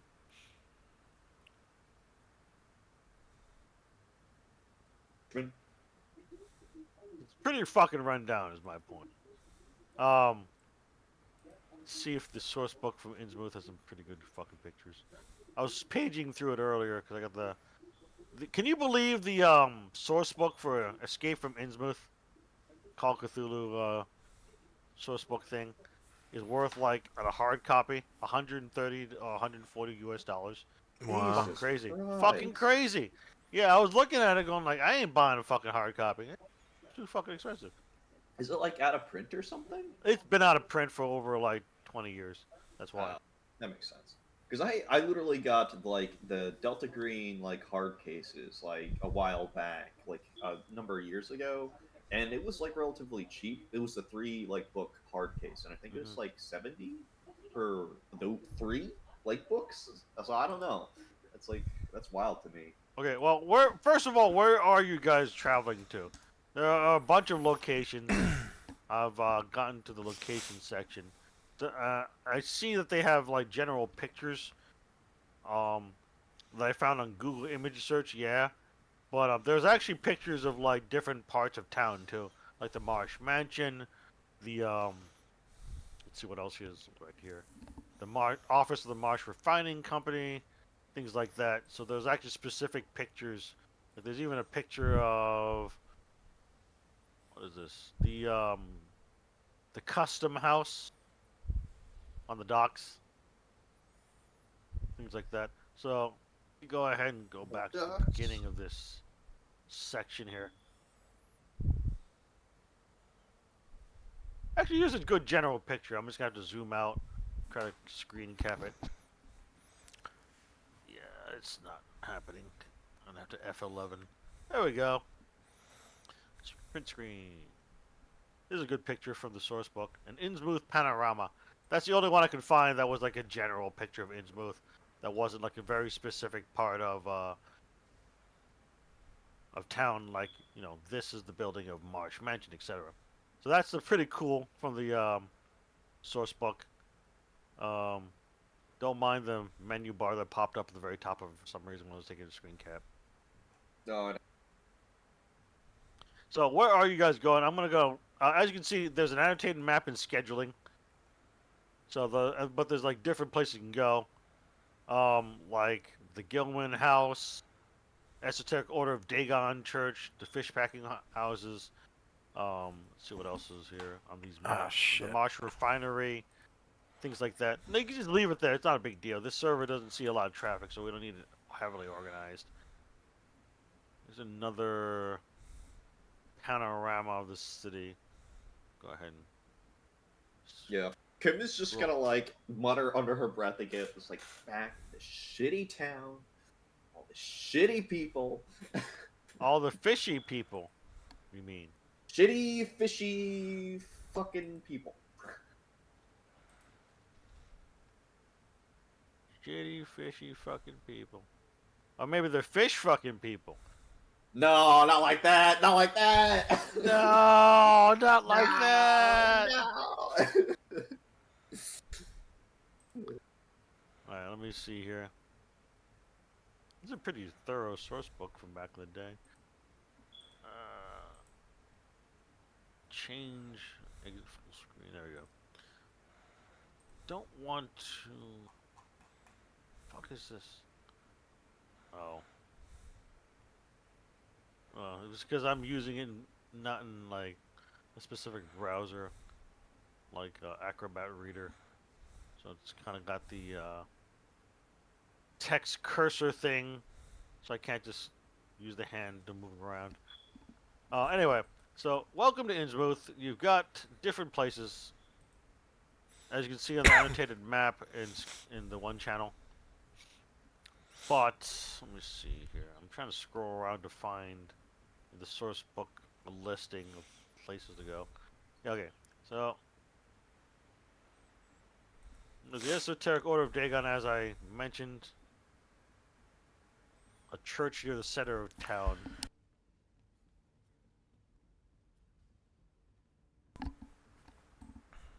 There you go, index to guidebook entries. That's helpful. So the various neighborhoods of Innsmouth, there's actually quite a few neighborhoods apparently. Jesus Christ. The fully annotated map has like a lot of locations. But go ahead. Good look at the index. So there's the Northern Shorewood slums, right? Apparently that consists of different places like the old Asbury M.E. Church, Methodist, I think. Church Street Green Revolutionary War Memorial, etc. There's also the Old Town Square New Church Green, which has places such as the Innsmouth Jail, St. John's Church, the offices of the Innsmouth Courier newspaper, the Esoteric Order of Dagon, the Innsmouth Congregational Church, etc., etc. There's also the fine old residential neighborhood, which has a bunch of rich people housing, basically. Now, you don't have like a fully complete map of the area, because it's not like you guys did a bunch of research on the Innsmouth before you came here. But you would have a vague idea of where certain things are. Northern Blind residential in where neighborhood. nothing is. I mean, yeah, and also I don't think actually, you know what? I'll let you roll a history check, any of you, at negative 20% bonus. Not bonus; it's more of a penalty. Negative 20% penalty of history. So maybe Jonah will make it. I hope so. And then you will know where everything is if you make the check. Oh, okay. I guess not. What the fuck? Yeah. Nah. Jesse's just gonna like bump up his skill. Oh my god. It's What like, about Vertigo? Can you make the history check? I mean, yeah, I don't think I'm really good at it, but You can auto succeed on a 1. never mind. No, No, that was human. What the fuck? That was the You wrong rolled a skill. human. That's the wrong fucking. I skill, clicked one skill lower. That's the dude. problem. History. You see, if it was a history check, I would have. Yeah, made you know, the history check is unfortunately it's at a penalty, right? So you can only If it's succeed at on a penalty, 1. You can only succeed on a 1. That's fucked But, up. Anyway, so you all fail, so you don't get the full layout of the town. Is my point. We do, like I said, I'll go over the index of the area again according to the source book. Starting from the top, Northern Shorewood slums. We got the Old Town Square New Church Green neighborhood. Got the fine old residential. Then there's a northern residential neighborhood, riverfront factory and commercial areas, southern residential, present day merchant district. I think it's just called the merchant district. I don't know why it's present day. It's just marked in here that way. Southern shoreward slums, the harbor, outskirts, and that's it. I mean, I have like a heavily annotated map with a bunch of like little and numbers for like over 100 locations apparently or so. Nearly 100 locations, I think. But yeah. Is Where do the you want to book start? or the map you're referring to the one in scheduling? Scheduling has some of the stuff, but not everything. Because what I'm looking at is has an index to where everything is. So, for All right. example, Index. the northern shoreward slums, for example, has places like the Church Street Green Revolutionary War Memorial, which is 104 on this map that I'm looking at. So, what is 104? I gotta scroll. 104. 104 would be like near the harbor, like just west of the little horseshoe harbor looking thing. That's where like the slums are, the north. Yeah, I'll just type it out. Northern Sherwood slums. Put it in voice chat box. It's easier. Northern Sherwood slums. So these are the neighborhoods, and then I can just tell you like, because none of you made the history check, unless of course, Redbird, who's back, makes the history I can check. try. You have to Nope. do it at a negative 20%. So even if you have like a 20% or lower initially, you can still make it on a 1%. Just so you know. So you gotta roll. Well, Oh, unfortunately, he I fumbled. He gives you false Yeah. information. No, I'm kidding. I'm not gonna be that much of an asshole. So none of you know like the full layout of the town. Is my point. But like you at least know the general neighborhoods. So I'm typing them out right now.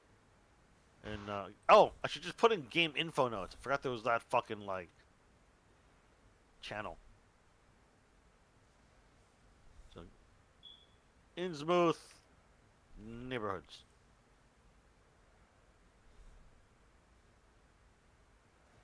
Yeah, I forgot there was that channel. That was specifically for game info notes. Just type it in, like the neighborhoods.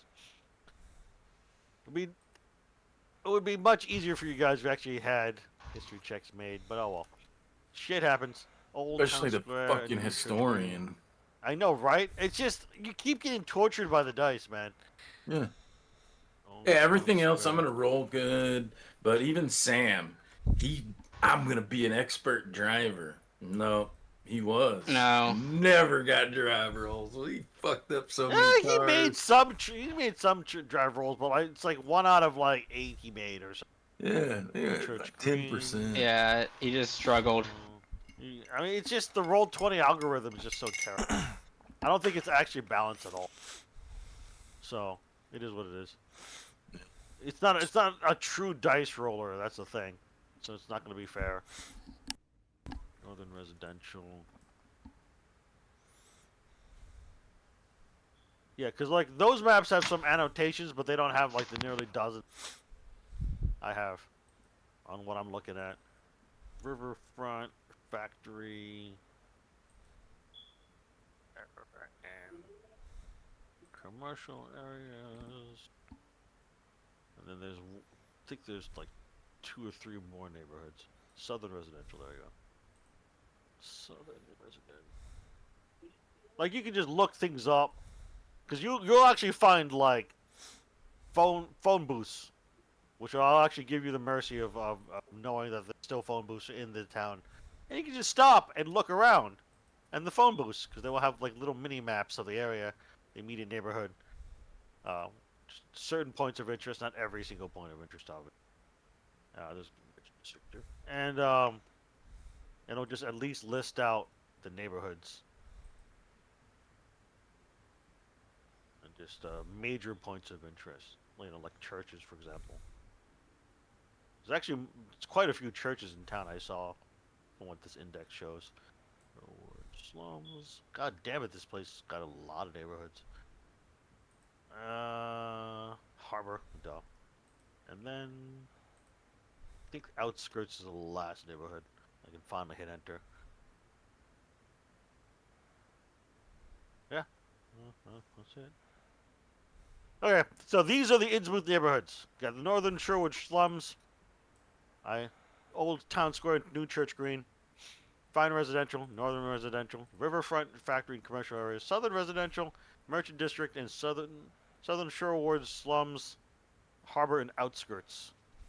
I mean, sure, Innsmouth is kind of like a very compact town. Probably had maybe 10, 15,000 people at its apex. Now it's just mostly a ghost town with derelict, dilapidated buildings. Old architecture, which is still from like the early 20th century. Mostly caved in roofs and boarded up windows and doors. You actually don't see anybody while driving around. But like I said, there is the occasional phone booth, which will at least have a shitty, really outdated map from like 50, 60 years ago of at least the immediate neighborhoods of the phone booth. But it won't have like full annotations of everything. Like what I'm looking at, you're just not going to go all the way down to like, this is where, the Garrison family lives. Da da da. You'd have to look it up in the phone book if you knew the name of the family you're looking for. The address, I suppose.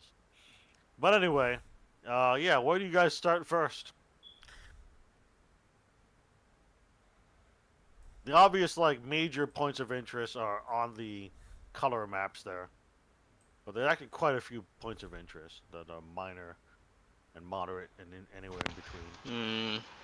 Because obviously the big ones are like the fire station, the railway station, Town Square, Gilman House, Esoteric Order Day. Let's see. But there's also like minor points of interest like it. And I can just tell you what the phone book maps and etc. might have. I'm for probably like, think a neighborhood.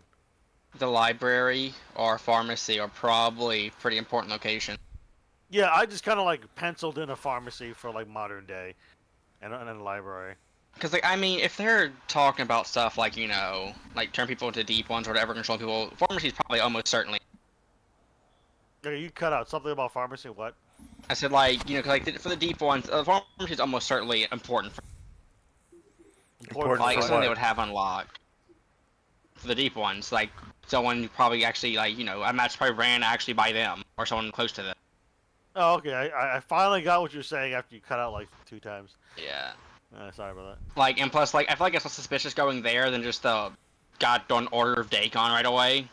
I mean, yeah, but there's more than just the Esoteric Order of Dagon. That's the that's the major church. But there's also a bunch of other churches, which include, but are not limited to, the Old Asbury M.E. Church, the St. John's Church, the Innsmouth Congregational Church. The list goes on. Yeah. But If we're looking for There's a also- wizard, that library would also be a good place to look, I think, probably. yeah, Possibly a good place to find a history of Innsmouth a bit, or at least some sort of information about it, even if it's probably heavily censored. Hopefully the fish people don't read very much, so library might be a good place to start. yeah. I mean, we can go to the library. We might just go drive around and see where all the activity is and start digging right there. So that's just Jonah's perception. He's never been a book guy, more of a hands-on guy, but he'll definitely concede.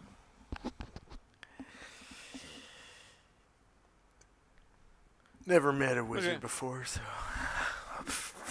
A car wizard. Not just any wizard. But yeah, you can go to the library.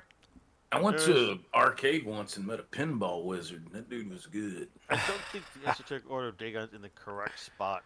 Now that I'm thinking about it. Yeah. But It's a couple blocks to the left, right here. yeah, it's fine. It's just this is before I found the source book and you posted these maps. I see. I'll just delete that. Actually, no. You know what? I can shift that. Yeah, you can over move it. here. Yeah, I can move it like that. Ta-da! Like, is it like right about here? Okay. I just need a vague general area. Oops. There you go. Thank you. Yep. Gotta move the text box now. Before it bothers me some more. Oh wow, that does not show up very well at all. This color. Let's make it more. Yeah. Anyway, so. All right, so you can head to the Innsmouth Library. There's a Mariner Diner. There's also the Innsmouth Inn. There's a few other places to eat too. You guys have been probably on the road for about 5-6 hours now, and we maybe had gas station food and which is arguably better than the gas station snacks and food of the weird place outside of Innsmouth, which is about 8 miles out on the country roads. But yeah. So you guys want to head to the library first? There's actually more than one library. So, there's one like right here annotated on this Roll20 map. And let's see here. There would be another, because like I said, you would find phone booths. Is just this place is just that fucking old. Still has phone booths.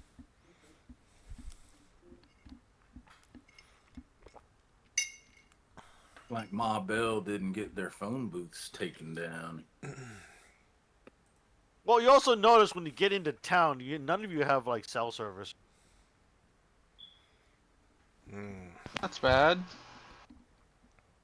Probably should have mentioned that much earlier. But yeah, at least I remembered to mention it now. But yeah, none of you have cell service or anything. Except for shoot. Tim. Are there effing pagers available? Well, they got the phone Well, booths. Pagers still use like cell Yeah, but tower. they can. Yeah, but they can get by using a lot less like actual service itself. Well, the I mean, problem is there are no functioning cell towers in like a 25-mile radius or so. Well, Yeah, I'm not sure if There's that's good for the- pagers or not. Kim has like a satellite like receiver and cell like service, so like satellite phone basically. So if you needed to, she could try to connect you to the outside. And other than that, I Yeah, don't well, know. there's sat phone and such that may or may not work in this heavy storm, but it has been But yeah, working for in a heavy for a storm, little maybe bit. not. Yeah. Hold on, I'm just scanning to see if there's any other library except the one I threw into the map. I think so. Yep. There is like a school, but that doesn't count. I guess the school would have a library in itself. I don't think the school even teaches people anymore. Probably just boarded up also. In any case, yeah, so you guys head up to the Innsmouth Library. In the very northern part of town near Hancock Street and Southwick. So you guys end up in the northern part of town. As you drive through town, you don't really see anyone around. You barely see any lights.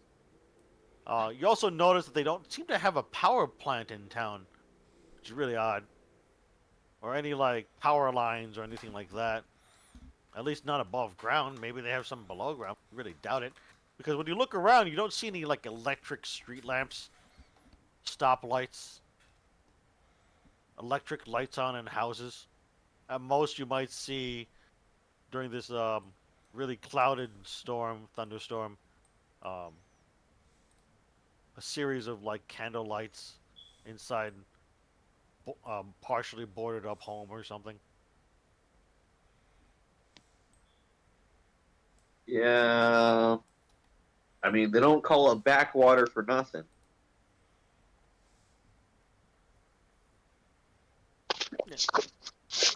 So anyway, you end up at the library, and you notice that the library is more or less partially collapsed. Like the upper floor just has the roof caved in, and it looks Completely. like the ground.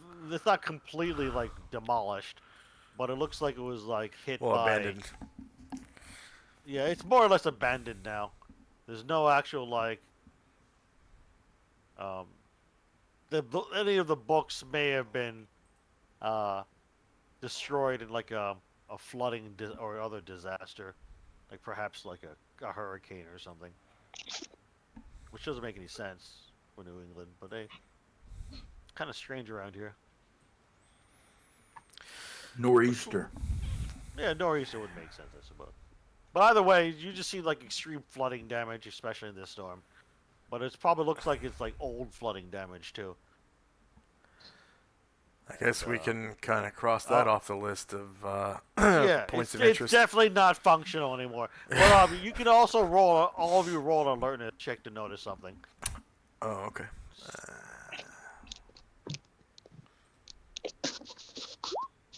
Alertness time. Alertness. Holy shit, Jonah. Oh no. Fumble! I'm not gonna penalize you for the fumble, but Jesus Christ, you've been rolling terribly, Snowman. Poor Snowy. Alright, This so it ain't the looks desert. like does Alexander yeah, okay, so Alexander will notice something slightly different than Kim. Kim will notice that all the copper wiring and any of the other like valuable metals in the building have been ripped out. Great. And then Alexander would also see that there's it looks like it's probably the site of an arson or something, because there's like residual, like burnt books, things like that, and it doesn't look any time recent. It's probably like decades old or maybe old, like it was just set on fire, the library, for whatever reason. And then the flooding damage and any of the other storm damage kind of happened over the years after the arson. Because of course. I mean, does Alexander share that information, and does Kim share the information of how it's been basically fully salvaged? Yeah. Okay, so I assume you both share the information and just what you observe. And what's like the most important clue though is about the art, really. But it was. Is there one of those phone booths? It was picked clean of any metal wiring that's valuable. Anyway, what was that? Phone booths? There is a, yeah, you actually do see a phone booth down the street. So what I'm looking at when I look for that phone booth is I'm looking to see if there's a newspaper stand, like the old school newspaper stands you don't see anymore along. Yeah, you actually do see occasionally, as you were driving earlier to the north from the southwest, there were those occasional newspaper-looking stands, but they're all shuttered. None of them are open. There is a newspaper stand like on the corner here, or approximately right about it. Let me see. Dig into mine, because there's actually a newspaper office in town. I'll give you the name of the newspaper. So it says you actually see a bunch of signage, like stenciling on the side, that said Innsmouth Courier newspaper. But you just see the newspaper stands shuttered.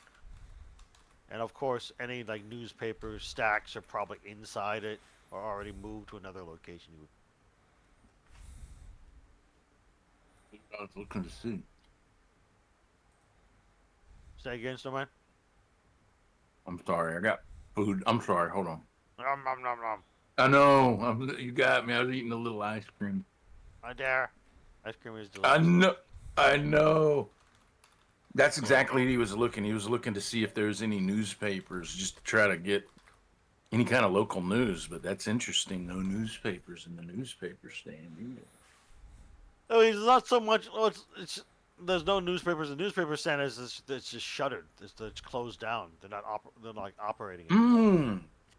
They're abandoned, basically. I got you. It's a stand like. It's a stand, but it's like all closed up. Yeah. There's stenciling on the side that says Innsmouth Courier newspaper. Okay. And it's just an abandoned newspaper stand, like you've seen the last few on your drive up the Southwest. Can I look on that a little closer and see if it has like, for problems, contact us at and gives us any type of address or phone number? Not that we, just to look. To see if I can figure out if this newspaper stand around it, like has that actual newspaper like info, like I don't know, maybe not. Well, you look around.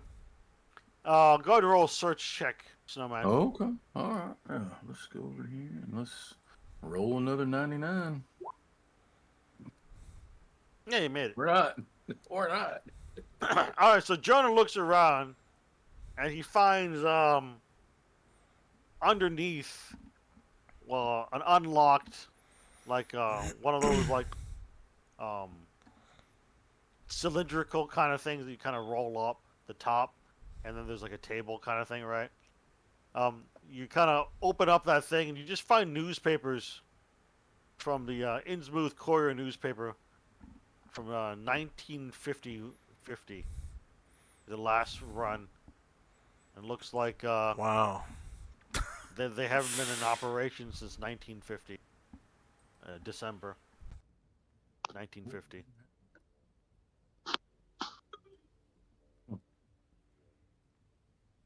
I'll share that. I'm sorry. It's like I it's did like it one again. of the last newspapers would be like you would see like a series of newspapers for for each day, of course, from Yeah. December 1st through December 25th. Get a load of this. This is some history right here, you guys. You December fine 25th, folks. 1950. Yep, the last newspaper. But you just see stacks of these musty, like yellowed newspapers, kind of curled a little bit. Maybe some of them a little bit water damaged, water seeping through the cylindrical, cylindrical kind of curved top. You just kind of open up onto the counter. You also see a few occasional vintage 1950, 1949 or 1950 like magazines kind of thing.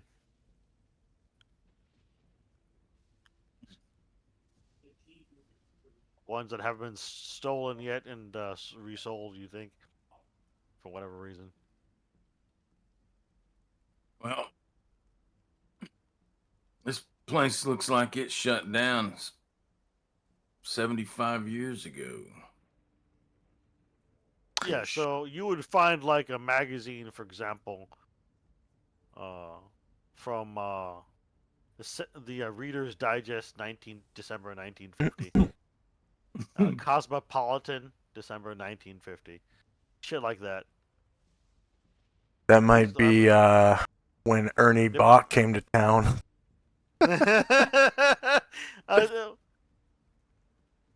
Came to town in December 1950. According to his file, he's pretty old.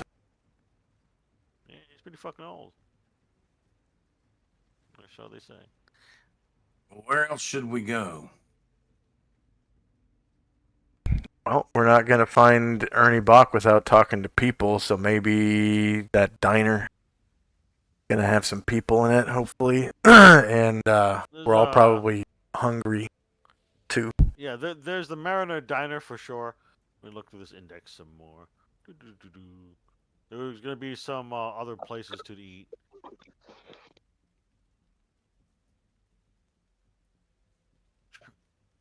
Quite a few other minor locations too.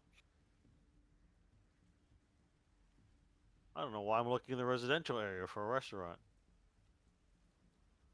This is mostly homes and a water tower, apparently.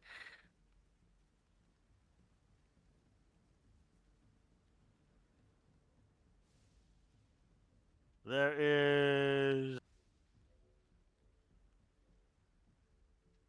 the Gilman House Hotel, the Innsmouth Cafe. Those are both in the Merchant District.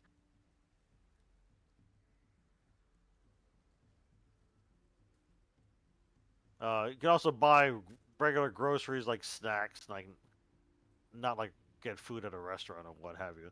Because there's like a couple of grocery stores in the Merchant District too, like First National Grocery, and also Waits Variety Store, which is another grocery store. What about the Mariner General Diner? store. The Mariner Diner is included in this place too. Yeah. That would be, so let's see, Sevens. Take a look at my giant annotated map. So basically, the Merchant District is here. Let me just draw it with a ruler. The Mariner Diner is like all the way up there near the docks, right? Yeah, So like 2 blocks away. yeah, the Merchant District is like basically like right here. Oh, okay. That's where like all the Gilman House and those other places I mentioned just now. But you guys are pretty close by. You can go down the street and go up to the Mariner Diner near the Yeah. docks. Couple blocks down. Take left. And no cars have been on the road since we've come into town. Yeah. This whole No, time. you have seen no traffic at all on the roads. No one on the road. No one walking around. No one on bicycles, on motorcycles, no mopeds, nothing. You occasionally see the flicker of candlelight behind like partially barricaded windows. And that's about it. Mostly candlelight and like upper story windows. Gee, so most of the buildings that we've seen pretty much are in the same condition as the Innsmouth Library. No, actually. Okay. They're not condemned so much as they're just mostly abandoned. Like no one lives in them anymore, and even Yeah. the ones that they live in are just shitty fucking repair. But they're still Yeah. not condemned. Okay. So it's like there's like non-existent government. If you haven't noticed, it's kind And- of like whoever's here just kind of lives or squats in their fucking place. right Nobody's there. outside walking around or anything. Nope, no Okay. one's outside walking around. Is And it like I said, still they don't raining? Even, they don't even have stoplights or electricity or anything like that, and they also don't have street lamps. You also don't notice any animals, which is kind of strange. No stray dogs or seagulls? cats. No stray dogs or cats. No birds. Wow. Squirrels. We're this close Fucking- to the water and there's no seagull. Yeah. Wanted to make that clear, and it's just fucking strange. It's very creepy. Speaking of which, everyone make a sanity check. Not the sanity check. I want to make a tappy check. Well, I was going to Yeah. have you guys roll a sanity check sooner or later for how creepy this town is. Hey. We've been here a few times. Well, some Actually, I of think you you have. just I think some of you have. Most of you have not. I think maybe Vertigo's character has like one. But all right. So those of you who make your sanity check, you lose nothing. If you fail your sanity check, which I don't think anyone. Oh, never mind. Cipher Nope, did. Kim did. Cipher loses 1 sanity. Everyone else does not lose any sanity. You can role play that 1 loss of sanity however you want, Cipher. The rest of you, however, while not losing any sanity, can also role play however you want to how creepy this fucking town is. No foot traffic, no car traffic, no electricity, all that jazz. Just fucking weird. As like it just pisses rain from the sky. I and mean, occasionally cracks thunder. Kim It's already always had hated this town, anyways. So, I mean, nothing's changed there. That's right. You did. You hear for the last time. The any of the investigators in DG Cell C were in Innsmouth, and that was a long time ago in real life. But in game time, it was like 3 years ago. Yeah, because I've passed a lot of time between operas. So like last time Cipher was here was probably 3.5 game years ago. It wasn't fun back then either. Because Cypher came with us when we went to the Mariner Diner in Yeah, the Mariner right? Diner with the Cabretti slash Yeah. Butler, and also with I think it was Redbird's soldier character. Yeah, Sophia. I think. Sophia, that's right. I just blanked for a moment. I'm tired. But so yeah, you guys go to the Mariner Diner. You don't notice any animals, like I said. Don't see any people. That's just especially strange, especially the no seagulls. And you guys roll up to the the diner, you don't see any cars parked out front. Lights on? But you do see it does have lights on. Okay. And you can hear the hum and thrum of a large portable generator on the side. People inside the windows. There's like a couple people. They look fishy. They are servers, Uh, but there's actually no customers in there. They look fishy, not necessarily. They kind of look a bit scaly though, like maybe they got eczema or some other skin condition. But otherwise, they don't got that fish-eyed look or something and Yeah. wispy hair. wrinkly neck. No, Place. just I've kind of been to scaly a- skin. Maybe it's just eczema or something, you know. Mm. Hmm. Youngins. I've been to quite a few places, but this one right here gives me the heebie-jeebies. Yeah, this whole town gives me the heebie-jeebies. But Yeah, gotta find that wizard. well, So you see maybe a couple servers and like a cook through a window, you know, where they serve the serving window. Want to start What's somewhere odd else? You don't see any customers, right? Yeah. But you do see, like the cook in the serving window hit the bell and go serve up, and there are several plates and bowls or what have you, right? With everyone's favorite meal that you just are craving right now, whatever that is, and like Ellard, Pizza. he wanted to eat, whatever he wanted to eat right now. And when Mercury won, aka Jesse, he wanted pizza, and they just have like exactly the toppings he wanted on a plate. Super coming out to the Supreme. table that they're setting up. What? Yeah, they're setting up exactly the food you wanted at a table for the four of you. go for a bowl of chicken tortilla soup like Grandma used to make. Jonah sees that there's a bowl of chicken tortilla soup being set on the table. 14-inch Supreme Pizza. Got a whole fucking giant pizza being set out on the table. Make another sanity check, all of you. Fucking creeping More me the fuck sandy out checks. right now. Another one. Another one! Hey, critical. Let's go. Yeah, you don't lose any if you don't. If you fail, you lose one. If you succeed, you don't lose any. But like I said, you can role play it however you want, whether you succeed or not. So it looks I like demand to get a sanity back. so it looks like the only one who lost sanity this round was Jesse Navarre. Navarre, however you say it last. But anyway, so yeah, succeed, lose 0, fail, lose 1, just like the second to last time. It's kind of creepy, just enough to maybe have some sanity loss at the point. But they have I gotta check they it have the out. exact food you want. It's just sitting on a table. And as for, Gargamon's character, the giant 14-inch pizza has to get on its own little table just for him. He's even got like his favorite drink just sitting there next to the pizza. Rainier Is this a beer? suit yourself place? They've got a can of Rainier beer and we're in fucking Massachusetts. Yeah, it's fucking there. It's bizarre. And as soon as Jonah Yazi walks in, the servers, who seem to have kind of a skin condition, he's scaly. He just kind of like waves you guys in and says, "Oh yeah, it's fine. Pay as you want and sit wherever you want. But I think we got your favorite food here, right there." Just kind of say it in a sing-songy, like cheerful voice. The server says. I Then hope he you goes- got Then he goes back best- to just cleaning tables for no particular customers because no one else is coming. What was that, man?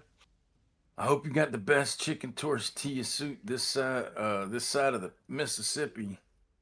Oh yeah, just chicken tortilla soup right there. Says the server. He smiles and points out the table where it's already set, waiting for Jonah, along with his favorite drink.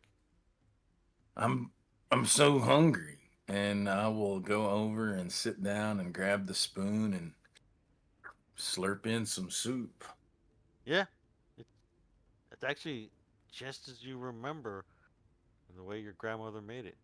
Very odd, but very satisfying. How the fuck did they know the recipe? Huh? How the fuck did they know this is so fucking strange? So good too. Yeah, I know. This is the best pizza I've ever fucking had. And look, they got a 6-pack of Rainier beer just sitting here with the ring still on it. Ice cold, too. Feel this. And I toss Yazi one of them. I mean, there is a 6-pack just sitting there. Yeah. Oh yeah, he cracks it open and takes a big old long drink out of it. What's the deal with Rainier beer? I've never came across it. It's made in Seattle. I don't know. Just this beer I got hooked on once when I did some training over at Fort Lewis. Fort Lewis, huh? Military guy.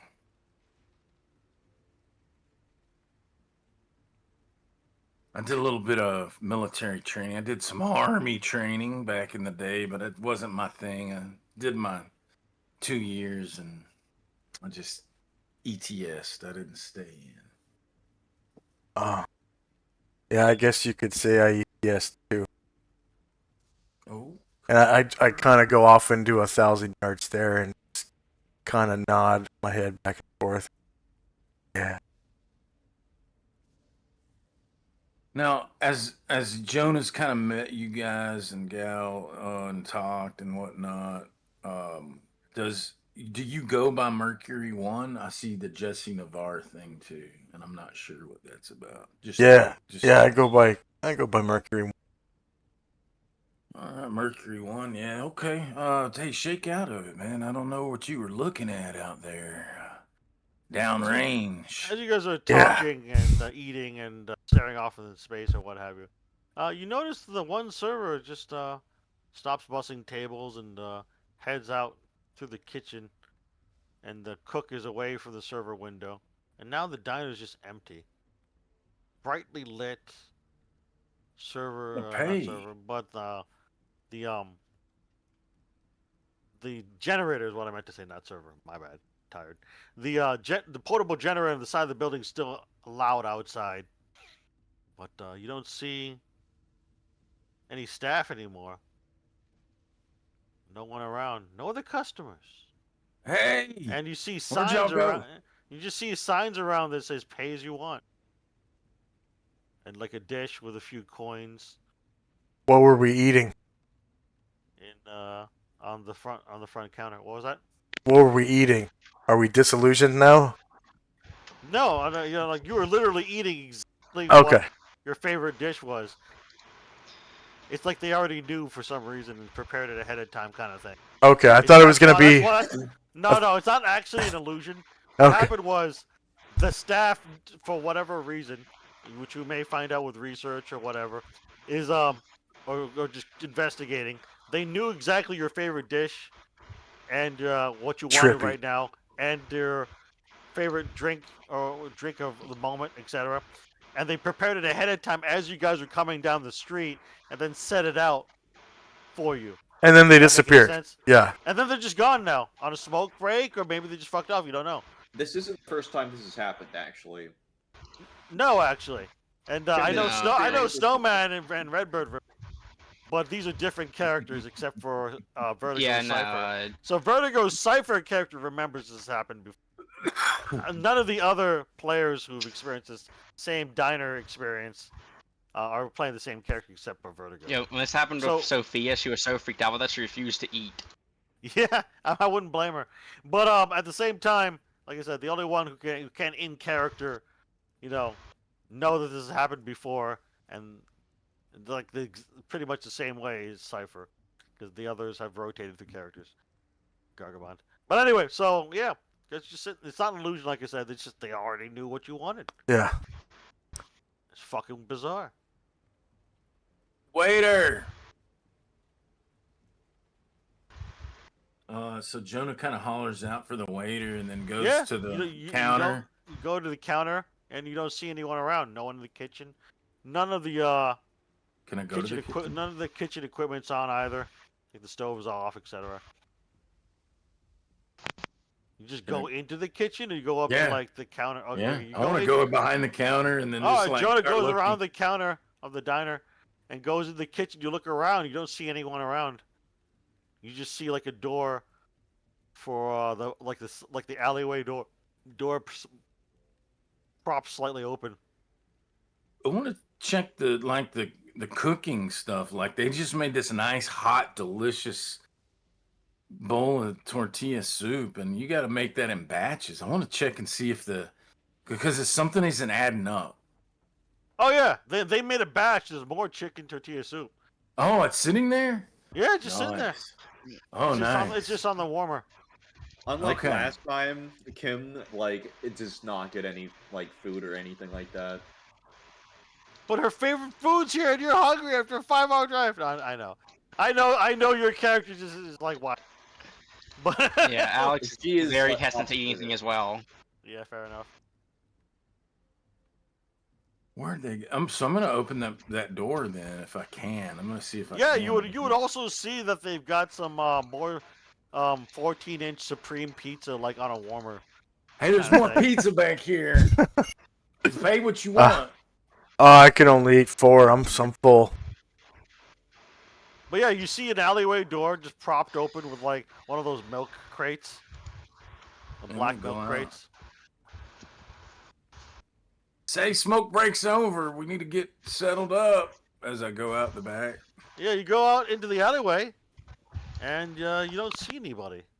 You see what looks like, you can smell like recent cigarette smoke, and you can see like some burnt out cigarette butts. But you don't see the staff here at all. They're just gone. Hmm. But you do see the in the alleyway, the portable generator just chugging along. Hmm. It's really loud too, obviously. Just gonna retreat back to the rest of the party, and that's so strange. They just walked into the back and they're just gone. Not even What? in the alleyway. Just gone.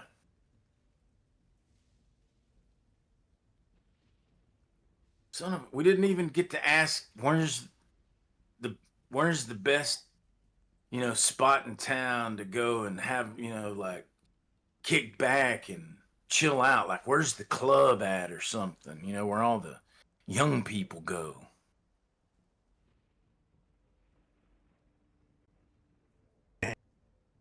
Who knows? Alar's stomach grumbles just as Kim's stomach grumbles. Man, that tortilla soup was so good. I mean, I think it's actually might be better than grandma's. I don't know. That was great. They even knew that I liked red onions instead of white onions. Oh, that's amazing. That's fucking freaky and amazing too.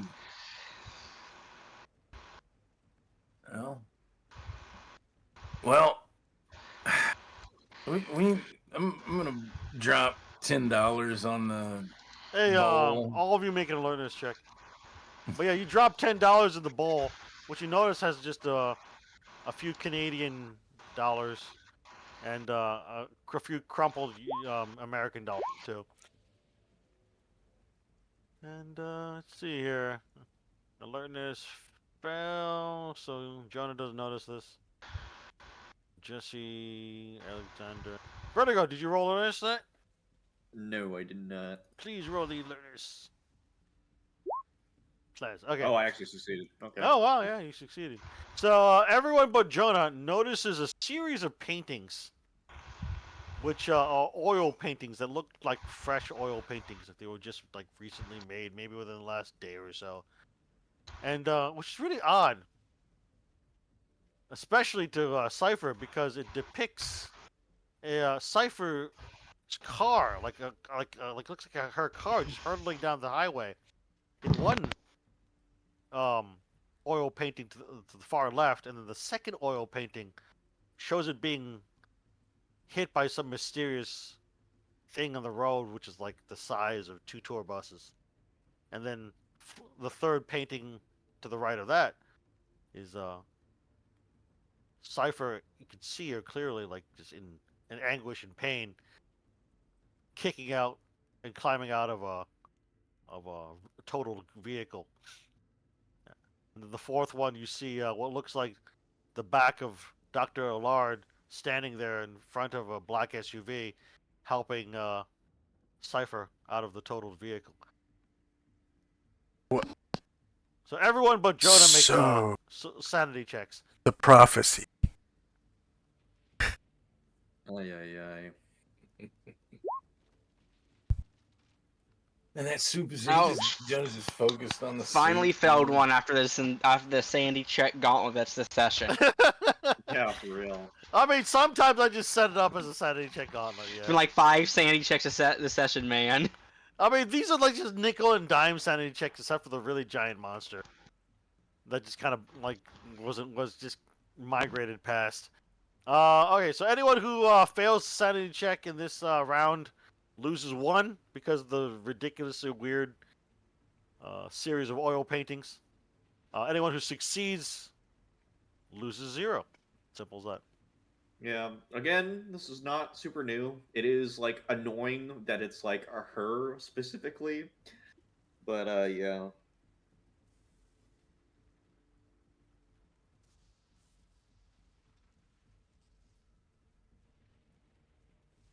Yep. So as Y'all you say were we like, get out of as- here. Maybe we as should you were get the just- fuck out of here. Yeah, so you kind of notice these oil paintings, it's kind of one after another. Some of you more upset than others, and you would see Why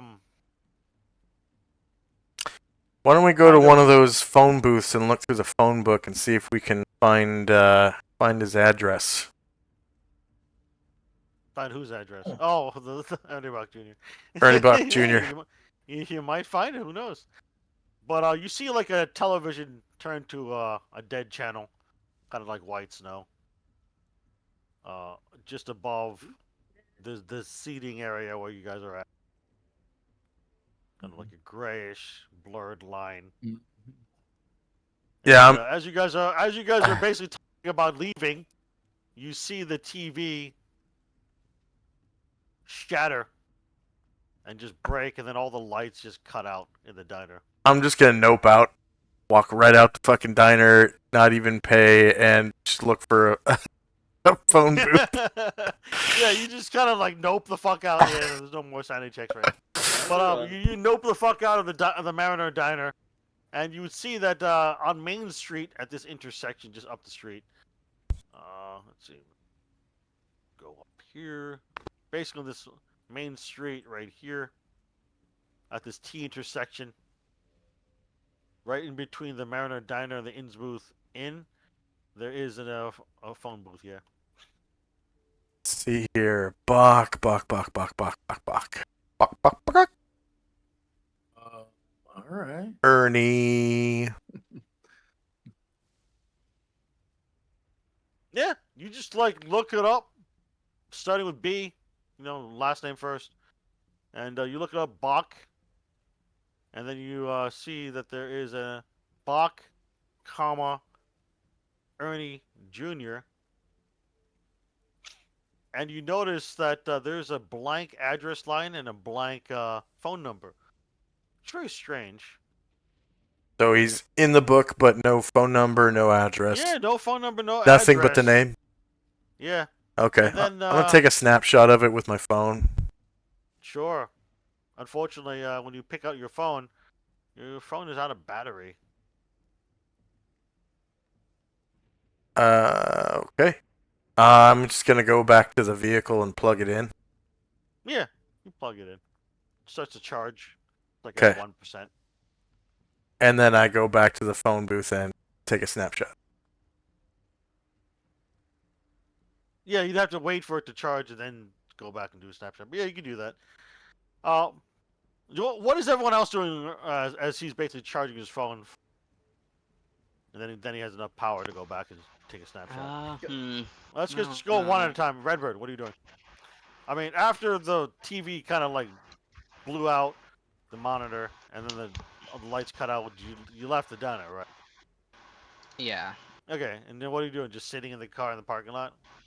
Yeah, Like probably. a few minutes would have elapsed since then, because you went to the phone booth up the street in the meantime. Okay, cool. So that's what you're doing for a few minutes, just sitting in the parking lot in the car. Jonah, what are you doing in particular? Jonah exits the building at that last sanity check, and everybody's looking at these paintings. He don't care. He just walks out. Man, that suit, man, that was so good. And goes out to the car, waiting Hey, for everybody. Is your phone dead? Oh, did you ask Jonah? Was that? Yeah. Yeah, because at about this Okay. time, Jonah Yeah, I hope comes so, yeah. out, and Mercury Yeah. One's charging his phone. When you take Yeah. out your phone, Jonah, you notice that, yeah, battery's also dead. Oh, Just a dark Fuck. screen. imagine that. My phone's dead. It could have sworn I had it fully charged. If you check your like burner phones, same difference. Even if they are like, you know, Nokia track phones or whatever, for whatever reason, their batteries are also dead. Which is odd, because they have much longer lasting batteries. That's my digital watch. Digital watch? Oh, is it like a digital watch with a battery and shit? Mhm. Oh yeah, in that case, yeah, it's also dead. I'm gonna start checking the batteries in all of our gear. That is a good thing to do. Yeah, you would notice that Yeah. half your gear, actually, the batteries are dead. Like half of it, roughly half. Like something just occurred, some freak event or whatever, or maybe just a freak coincidence. That roughly half your gear, just all the batteries are dead, or just in dire need of recharging or swapping out a battery. I'm gonna Kim, tell the rest of the You team would what I al- found. Yeah, hold on, and then just to add to that, you would also notice that while your vehicle is working, because it also has a car battery, right? If Jonah tries to start his vehicle, the car battery is dead, and then the last one I'm just gonna randomize, which is Alex's vehicle. Make a luck check, Redbird. Then don't roll high. Okay. Yeah. Hey. So your car's battery is fine, and the electronics seem to be okay. If you Kim turn is on your going vehicle, to check her pistol and see if the red dot still has any battery left on it. make a luck check. Not instead of just kind of like saying it's dead all the time or half the time. I'm just gonna have you roll, just to You're randomize it getting some more. me. All right. Yeah, it's dead. Your red dot, it's dead. She like cusses herself. At least there's a co-witness. It just Jesus seemed to like Christ. coincide with, of course, weird shenanigans in the diner No. as the rain continues to piss from the sky and occasional lightning bolts, etc. You actually see, since you're near the ocean, the here, you would see that the abnormally high amount of rainfall has swelled the water of the ocean quite a bit. So like water is sloshing over piers and over the docks, kind of thing. Fair enough. But otherwise, it hasn't like fully flooded the dock area. It just seems like a lot of rain has probably come down the past 6 to 8 hours.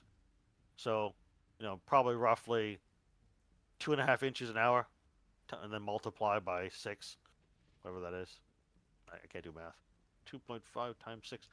15 inches of rain. So that's quite a bit of rain. So it's kind of swallowing the ocean, which is also semi-unusual because it's the ocean. But like anything else, such as like poorly drained like streets, that makes sense. But like the ocean, that doesn't seem to add up either. It's a lot of weird weird things going on right now.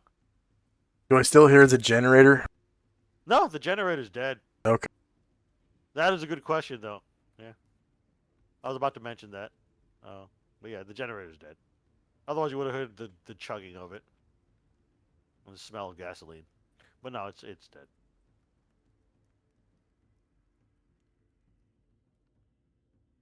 I think we should get out of here.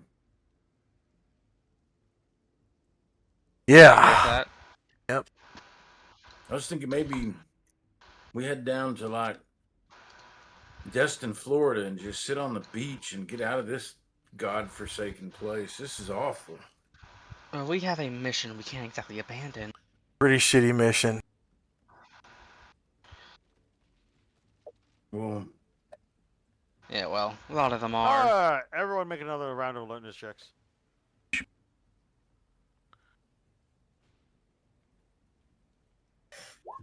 Alright, Fail so once. Alex actually did make it. Nice.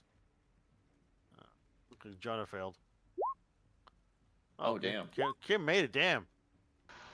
Mercury won technically checkbox that alertness if it's already not checkboxed, because you didn't beat my 43.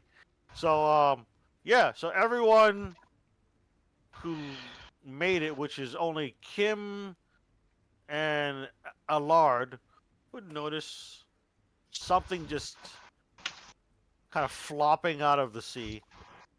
Okay. From 2 blocks away? Oh, point it out. Oh, I man. That guess. must be big. Oh yeah, it's pretty large.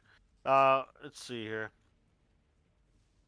If I could fucking find this handout, I could have sworn I had it already. Yeah, I do. So basically, it's about. It looks like this, but it's about the size of. It's about maybe 25 feet tall. Jesus. It's a pretty fucking big creature. He's like I said, it kind of flops out of the sea, kind of like. Oh, yeah. They made a movie about that. A whale. Fuck. I can't remember the name of it. Not quite a whale, but yeah, it just kind of flops out of the sea onto a pier and starts scrabbling along in the shadows of the dimly lit streets. Well, it's not really dimly lit. There are no fucking like street lamps. That's right. It's just kind of the shadowed streets of the very cloudy, stormy skies. As it kind of scrabbles along, and you would see it from about 2 blocks away. So you know how you guys are like phone booth, and you basically roughly would see it because there's like very little density right here. Kind of see it kind of come out from there, Yeah. Kim is scrabbling immediately up this telling pier Allard at to a get the high car. speed in the shadow corners of the docks. Yep. Kim is like grabbing like Allard by the shoulder and saying, "Get that car started." And she's Yeah. gonna run for the vehicle. Yeah, but Yeah, I'm Allard and Kim just kind of need to make a sanity check though. Doesn't everybody? No, actually, not. Did you point it out to everybody? Did everybody look at it? That's what I was Allard about to ask. may have I mean, pointed that out I to everyone. did point it out because Oh, it's you did point it big out. Okay, so the monster. better question then is, did Jonah look at it? He probably did. yes. Oh, okay, then you have to make a sanity check. Hey, If you also looked at it, Gargamon, when it was pointed out, then you gotta make a sanity. Yeah. Yeah. If they're pointing it, I'm looking to see what they're Yeah, pointing yeah. at. So here goes. Here it goes. Let's see what it is. I'm gonna look up its sanity loss. This one's not a 0-1, which is what a lot of these nickel and diming sanity checks are about. Nope. Of course, I have to fail this one. Oh shit! You failed this one? Yeah. Oh damn. Well then, You're hosed. this is not the one you want to fail. But at least it's not Dagon. It's still not the coolest thing to see. I mean, I've seen fish people before, so I don't know if this is a separate. Well, like, no, entity because that- if it's like months apart, you know what I mean? Then it kind of resets the maximum. I don't know how it works in systems. So Well, in like Call of Cthulhu, Chaosium, and even Call of Cthulhu D20, and I think Delta Green also, because they're all pretty much similar.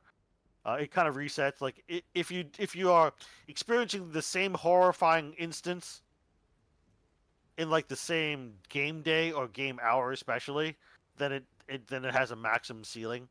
If it's like been more than a few days or a few months, in this case for you months, if not over a game year, then yeah, you can suffer the sanity loss yet again.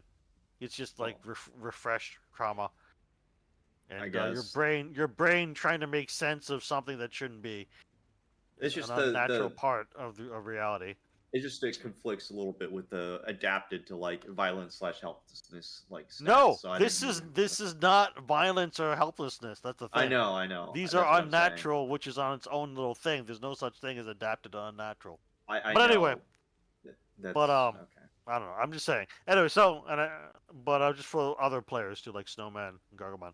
But anyway, so anyone who succeeds loses 1 sanity. Anyone who fails must roll 1d8 and suffer that sanity. And I'll not Yeah. have you suffer any more sanity for these things because 1d8's a lot of sanity to lose. Yeah, 5. Okay. Yeah. So unless you project onto a bond, you're going to like lose control for like a few rounds. Or I something. might as I well. clicked the wrong button. And with that crit, even though that's really good for me. Yeah, crit would have been nice. Then you lose 1, if at most. But it's Well, It's a 1/1d8 anyway. Don't you only go like half the temporary insanity if you hit your breaking point? Breaking point or lose 5 or more in one roll. Yeah. Okay. That's why you need to. That's why you need to mitigate it by Yeah. projecting onto a bond. Otherwise, you're losing Or you 5 could, or more in one roll. or you could mitigate it, just I guess. tough it out. But that's Yeah, if you tough it out, then you have to choose one of the 4 Fs: fight, flight, fawn, or flee. And I don't think fawning or trying to appease one of these fishy monsters is going to help. Likewise, it's a giant monster. I mean, So, fighting is going to What is, Yeah, fighting may or may not kill what's it. the roll for projecting on a bond? Is it like a D4 or something? D4. So what happens is when you project onto a bond, you roll D4. I'm also saying this for others' benefit. And then whatever you roll on the D4, you lose that much in willpower, which in this case is 1 for Cypher, and then that much in a bond of your choice, and on one particular bond. So, and you deduct that much from your loss of sanity. So because you rolled a loss of 5 sanity and you rolled a D4 and you rolled a 1, you lose only 4 sanity as opposed to 5. I'm just saying this for Snowman and mostly Gargamon though, because he's newer than Snowman at this point. Anyway, so yeah. Anyone else failed their sanity checks? No, and this is the first time in months that Bloody Snowman hasn't had a butt pucker whenever you say roll a sanity. Not that it's bad, but before I'm wondering. Well, that's because you're not in like single digits now. It's because Yeah. Swiss hates you, Snowman. Well, you're still at Ah. 54 sanity, which means you're on the slow nickel and diming decline. Oh yeah. So it looks like nobody else lost it. Yeah, so that D8 though hurts. That's why I said I'm not gonna have you guys roll sanity checks again for these things. Because any potential loss is a D8, that's just nasty. Like if I have like a deity show up like Dagon or Cthulhu, I won't have you. That's roll like again. Luke If it go maxes out insane at A forever. 8, second time, yeah. if it maxes out at 8, that's like more doable. But like saying No, that, like, I'm not having the same monster. The Shogoth is different, which is what you actually ran into earlier, because that's just a nasty, nasty creature. It's called This- Underwater. That's what it was. This is just out of character. This is a deep one, so Yeah. Yeah. it's not the same because deep ones they tend to show up in the hordes of hundreds. Shogoths are more like 1 or 2 at most, so that's why I'm doing the cap for Shogoths, but not for deep ones. Deep ones you just see once, see a second time, don't have to roll again. Anyway, point is, you guys are starting the cars because it's about 2.5 blocks away, but it's scrambling along through the shadows. And getting in your cars? Kristen Stewart. Yeah. Well, that's right. Yeah, One of your cars start it doesn't up. have a battery. That's the one that's Jonah's car. Rental. Jonah Yazzy's rental's not working. Are you chucking your equipment, Jonah? I don't think you packed pretty heavy, though, Snowman. No, Jonah's got his like bug out bag, which isn't small. But it's not huge either. Yeah, But it's like a in the- backpack or something, or a rain bag. Yeah, Yeah, range bag and then he's got his rifle bag. Yeah, so you just kind of just grab it and throw it in one of the other cars and then Yep. get the fuck out. All right, so in this case, you're in a heavy rainstorm. So whoever's driving, which is two of you, because two of your vehicles work, you're gonna have to roll a drive check. Okay, well. Now I'm gonna go ahead and give you guys a 20% bonus because getting caught by a deep one is nasty. Number one, number two, mercy, and number three, I'll chalk it up to adrenaline. So you get a 20% bonus to drive. Roll. I don't have a great drive, but that bonus gets That succeeding. bonus will help. Yay! Look at Mercury One that. makes That it. bonus helped. Mercury Kim, One. and well, I know Kim's drive isn't good. How's Jonas drive? You don't have time to compare drive skills when you're trying to Okay, fine, escape I'll from a roll it. monster. So how was your Ouch. driving skill? In driving school, are you any good? No, but anyway, yeah. In your case, you needed a 44 or less.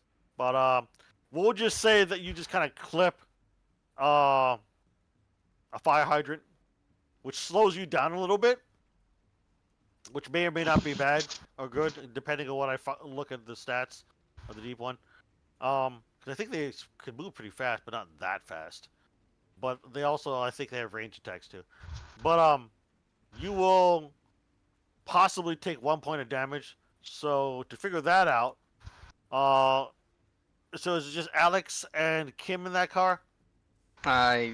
Maybe Jonas too. I don't know. We didn't really That's right, decide. that's right. You want us to roll quickly, man? Well, yeah, I'm just saying you can't compare who's gonna drive, but someone has. You still have to figure out who's in which car. Did Jonah hop in? I jumped into a car. Just jumped into a car.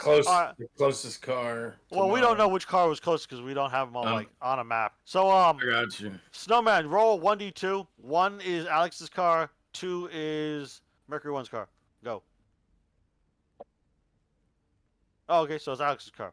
So basically, and then did Cypher just stay with Alex's car, or did you just hop in the closest one? Okay, you said yeah. Well, because So we'll just say what's gonna happen is then roll a con ×5 check for Alex, Cypher, and Jonah. If you guys fail your con ×5 check, you'll take a D2 damage. Okay then. Oh God. Oh, look at that fumble and that critical. That's crazy. Duality of man, 99 and a 1. Yeah, I know, right? A 99 and a 1. And a problem, my problem ain't a deep one. But anyway, so Jonah is gonna take 1d2 points of damage. Armor doesn't help you. Not that he has armor. Alexander doesn't take any damage. Cypher doesn't take any damage. Basically, from any whiplash or like just jostling around when Alex Allard hits a fire hydrant and just clips it. I'm gonna look at the handler's guide real fast. And we're going to basically end out this session with this last scene here as the deep one chasing the slower car, which is Allard's car. But if it doesn't have a range attack, I don't think it's going to make it. I really don't think so. I'm not sure why it would have a ranged attack. It just might actually. That's the thing. I could have sworn it had like a spine attack or something. But I mean, some deep ones maybe. I think it's more the I'm looking at the regular template. Sometimes even in D&D I just kind of modify shit, but not for this one because deep ones already are nasty. All right, here we go.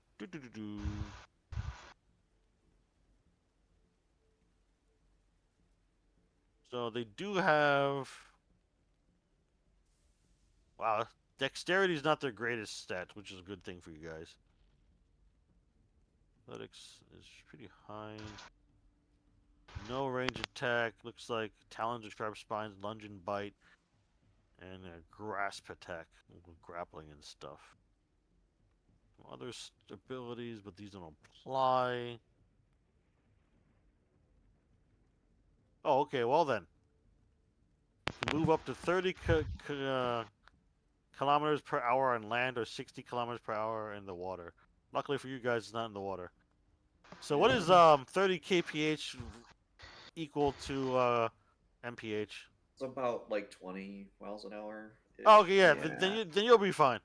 Basically, you just kind of slow down a bit, and it's like really close behind you, by about, I'd say, 25 to 35 feet away.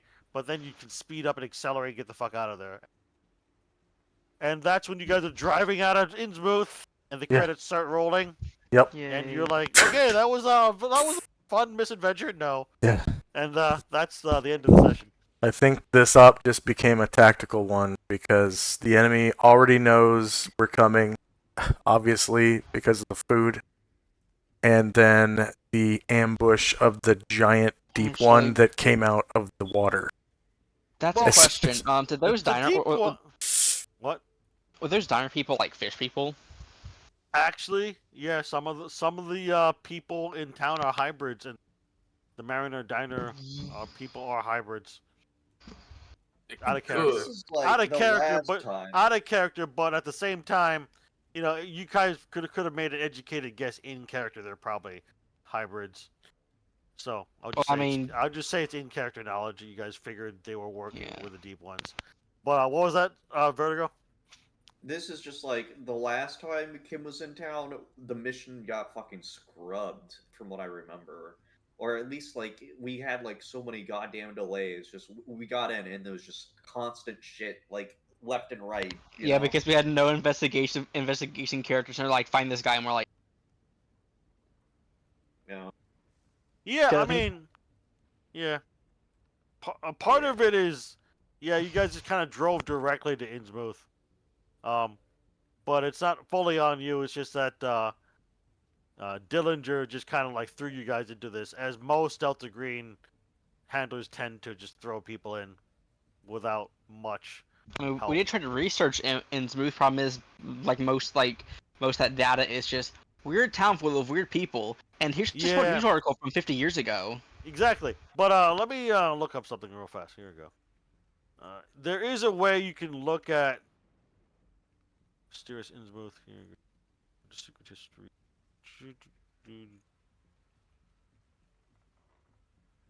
There are ways you can actually. There are certain places you can look up Innsmouth lore and rumors. But it's obviously not going to be in Innsmouth itself. Is because it's just a very isolated, xenophobic town. Whereas, like, if anyone's driving around or walking around, they're probably outsiders. So they kind of notice real fast. Is my point. I'm looking through the Escape from Innsmouth like source book. There you go. The other sources of information. Out of character, because I know you guys don't metagame. You could have. There are numerous places outside of Innsmouth where investigators can learn about the shunned town. The following list includes those places most likely to be investigated: the Essex County Histories, the Arkham Miskatonic University Exhibition Museum, the Danvers, Massachusetts State Hospital for the Insane, the Newburyport Historical Society, you know, Arkham Asbury ME Church, and these are various places you could just go to talk to like people, or just research Innsmouth before even setting foot in Innsmouth. Yeah. And that's the thing. You guys didn't do that. You guys just kind of tried to look around in Innsmouth, and then they kind of quickly noticed you were there. Because, like I said, there's no foot traffic, no car traffic, no animals. It's pretty obvious when there are outsiders around. Not only that, but they knew we were coming because they cooked that food before we even arrived in town. Actually, they only So- cooked it when you got to the library. Out of character, they have like a mild psionic power for anyone who shows up hungry. Yep. And they can just realize Which the is weird, flavor of 'cause- dishes. They can't Yeah, which is- mystically, magically make Rainier beer pop up out of nowhere, so they'd have to order that shit ahead of time. That isn't actually magic can do that. Yeah, Yeah. kind of magic it. Which to is the weird because location. as far as our last characters looked into those guys, so they did that, which they did a bit without. They don't actually seem to be malicious.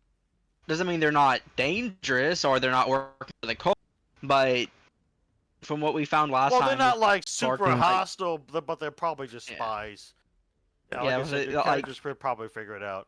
And Yeah, but also, say out they're of like- character, yeah, they're definitely spies.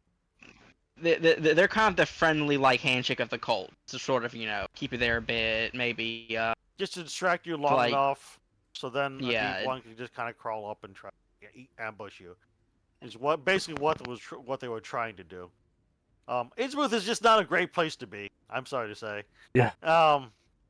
And I try to communicate that, but at least it wasn't like a Call of Cthulhu game I had years ago. Where they were trying to like helicopter their way into Innsmouth, and ended up just getting like shot out of the sky and crashing in the middle of Innsmouth Yeah. among a sea of deep ones. That wasn't fun. But I tried to at least tone down the danger and just make it more weird than anything. But yeah. This whole town's a combat zone, so we're gonna have to park outside next time and then infiltrate on foot. Actually, that I mean, would if we probably be the wanted best to, idea. like if we wanted to, we could just stay an hour or two from Innsmouth. It would make traveling to Innsmouth a lot harder, and it would also mean that obviously we'd have to pack light, but it's an option. I mean, quite frankly, it might just be worth thinking the entire town as suspiciously hostile and not really interacting with it very much for it.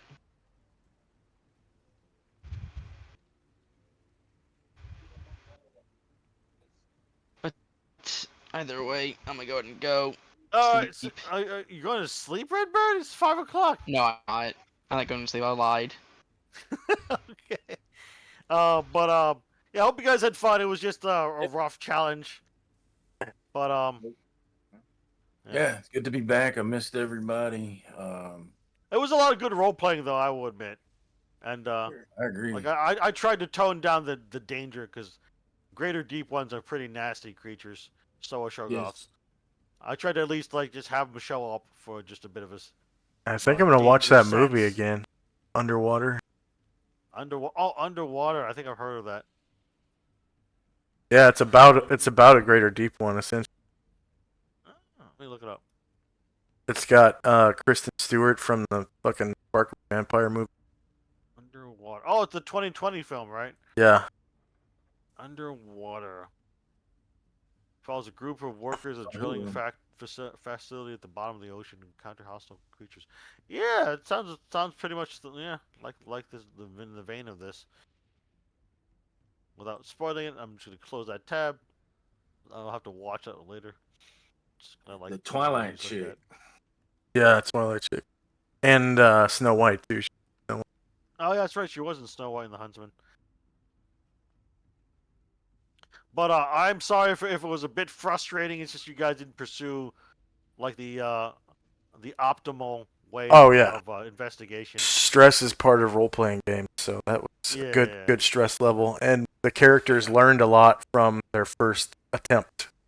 Yeah, I didn't want to like overly penalize you for shit. That's why I didn't like penalize you guys on like fumbles every time, because the game is already pretty punishing enough, and I didn't want to like auto kill people. So I at least gave you guys a fighting chance to figure things out. So yeah, I think Redbird was summoned to go do things for his family. He opted to do, but yeah, Vertigo. If you have time next week, feel free to come back. We are playing starting around 1 p.m. Eastern, just so you know. I'm So- gonna have a game next week on Saturday, so I Oh don't think I'll be no! able to. So Yeah. we'll just say Cypher escapes and does not come back. I guess. She's just kind of like, no, thank you, and then Yeah, Delta Green just kind of frowns at her. I don't know. We'll see. I mean, it could have just been they had to reassign her, or whatever. Whatever kind of excuse it is, really. Yeah, it would make more sense for the program, aka Delta Green, to just reassign her at a last minute notice and say, we need your hacker We need to put your abilities. the Hacker abilities elsewhere instead of a town that barely has any internet. that has no internet or anything. There's no internet, doesn't have electricity. We don't know how well any batteries in certain because of weird anomalies. We're just gonna send you over here where you're best used. So it'll Yeah. make more sense. Also in game too, you know. Mhm. But yeah, but if you can make it in like a couple weeks or in any time thereafter, Always I welcome. mean, if it becomes more of a combat scenario, you could always bring back Canmore. Canmore. I don't have access to his sheet apparently though. What? For whatever Let reason. me look. Yeah. Let me open up Roll20 again. Yeah. So I don't know. It feels like because you fell for the psychic booby trap and the hybrid spies, you might have to just treat it more like, as Gargamon said, a combat zone. So yeah, Canmore might be more useful. Canmore is a special forces soldier, Yeah. right? Okay. Let me go ahead and look up games. Go in the vault is what I'm looking for. Roll20 character. Create, manage, and play characters. Is that I it? get some character vault. alertness. So I'm looking at the character vault. I think Canmore might be in here somewhere. We are checking that out. Thanks again for running. I'm gonna jump out. I'm Yeah, kind no of problem. tired. Yeah, I But I'll figured check you back in. would be. You've had a long day. Yeah. All right, y'all take care. We'll see y'all next time. All right, see you next time. Take care. Later. man. Take care. Later. Jackson Brown. No, I don't see him in the character vault. What the fuck happened? Oh, import existing character, maybe? Does that work? Well, no. Choose- If you check the character sheets, here, hold on. Let me. Yeah, like it's just. I think the character sheet is still there. It's just I can't. Like I don't have access to it. Oh, okay. Let me launch the game of Guns and Patriots. Because I was looking in a different section of Roll20, the character vault and shit like that. Yeah, you might want to use Canmore more, because they've kind of gone beyond the investigate. Yeah, because that's the thing. That Kim is good for investigation shit, not good for like actually dealing with hostiles. Oh, I found him. Canmore, Jonathan Rust. AKA Rust. Yeah. This guy. That's because you don't have ability to edit or control it. Yeah. I don't know. It's just because, for whatever reason, it either fell off or you exited the game then came back or something. Either way, I can just do it now. For Tagios, save, change EOs. You should be able to access it now. Oh, yeah. I forgot he was Usoc, yeah, Usoc, and then he was in the 666 Devil Dogs. That's funny. No dogs.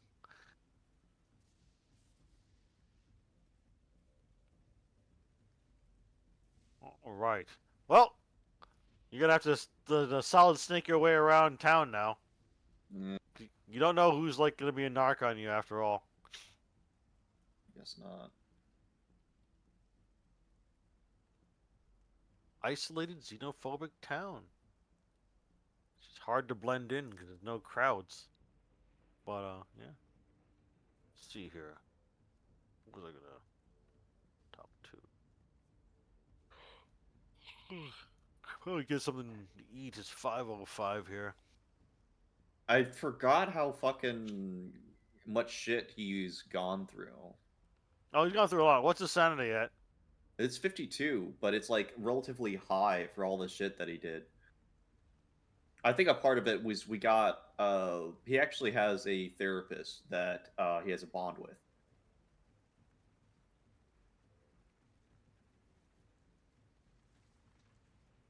Yeah. Dr. Robert Morrison, 80% psychotherapy. So, Yeah, the 80% psychotherapy was just an exception.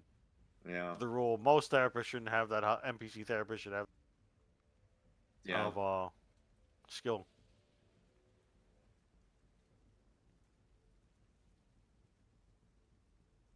Yeah, I think that's what why he was able to like go as long as he did, not actually go crazy, is because he had that psychotherapist. But also, he is not quite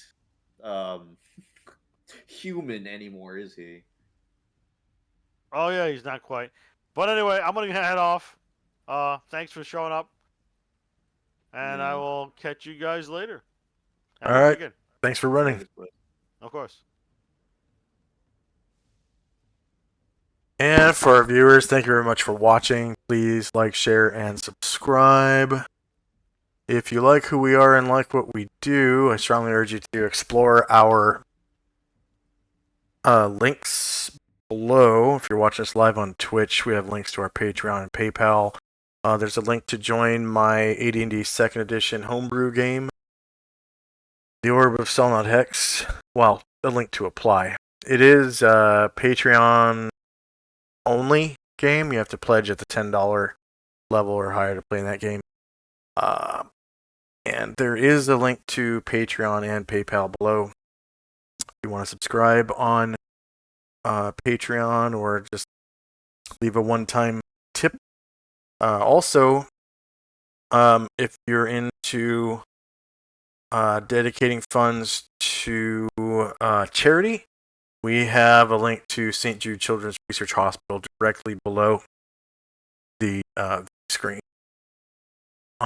You're watching live on Twitch. And I think there might be some links if you watch this on YouTube on the homepage for the YouTube channel. I don't think St. Jude's Children's Research Hospital is on, but there's some other stuff. Next time I play D&D will be as a DM tomorrow at 10 a.m. Pacific, 1 p.m. Eastern. And after that should be next Friday night,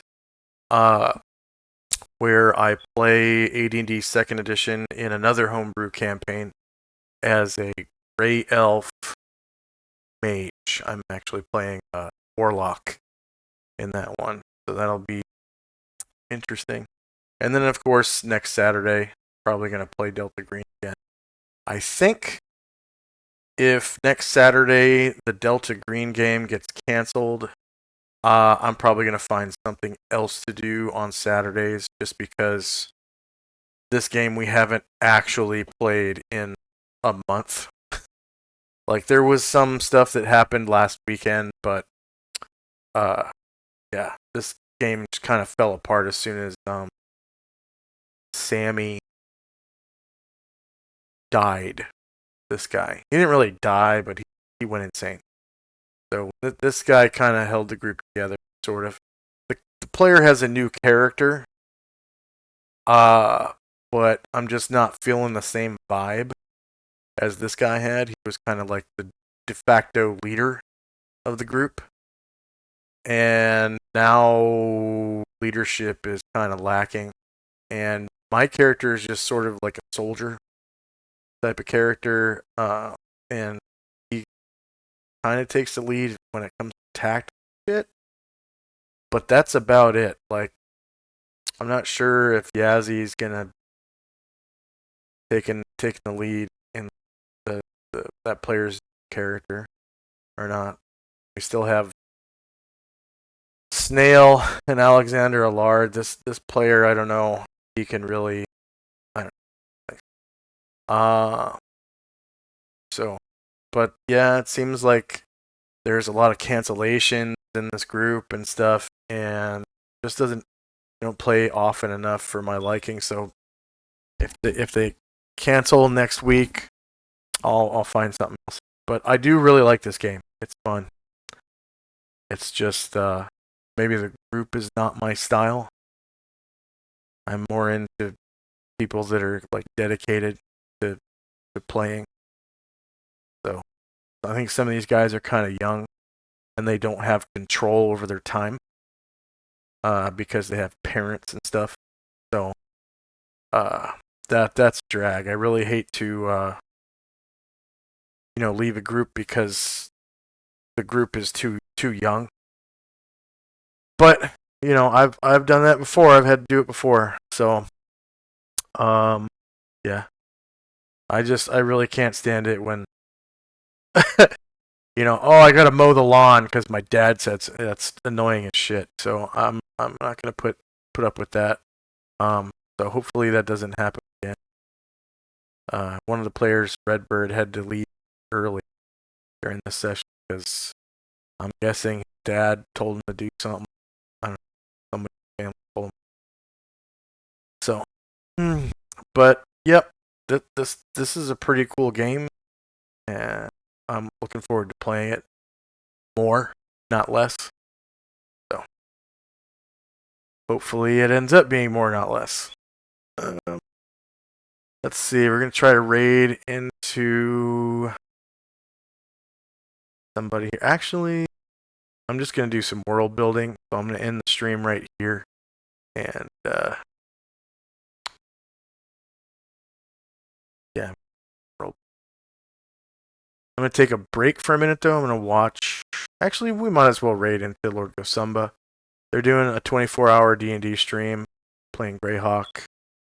I think they're playing because there's like 7 people on screen. Yeah. So yeah, we'll raid into them. I'm gonna take a break and eat something, and then I'll come back and build. So we'll be back in probably an hour. So here we go into Lord Gosumba. I'm going to, as you go down the same marching order, correct? With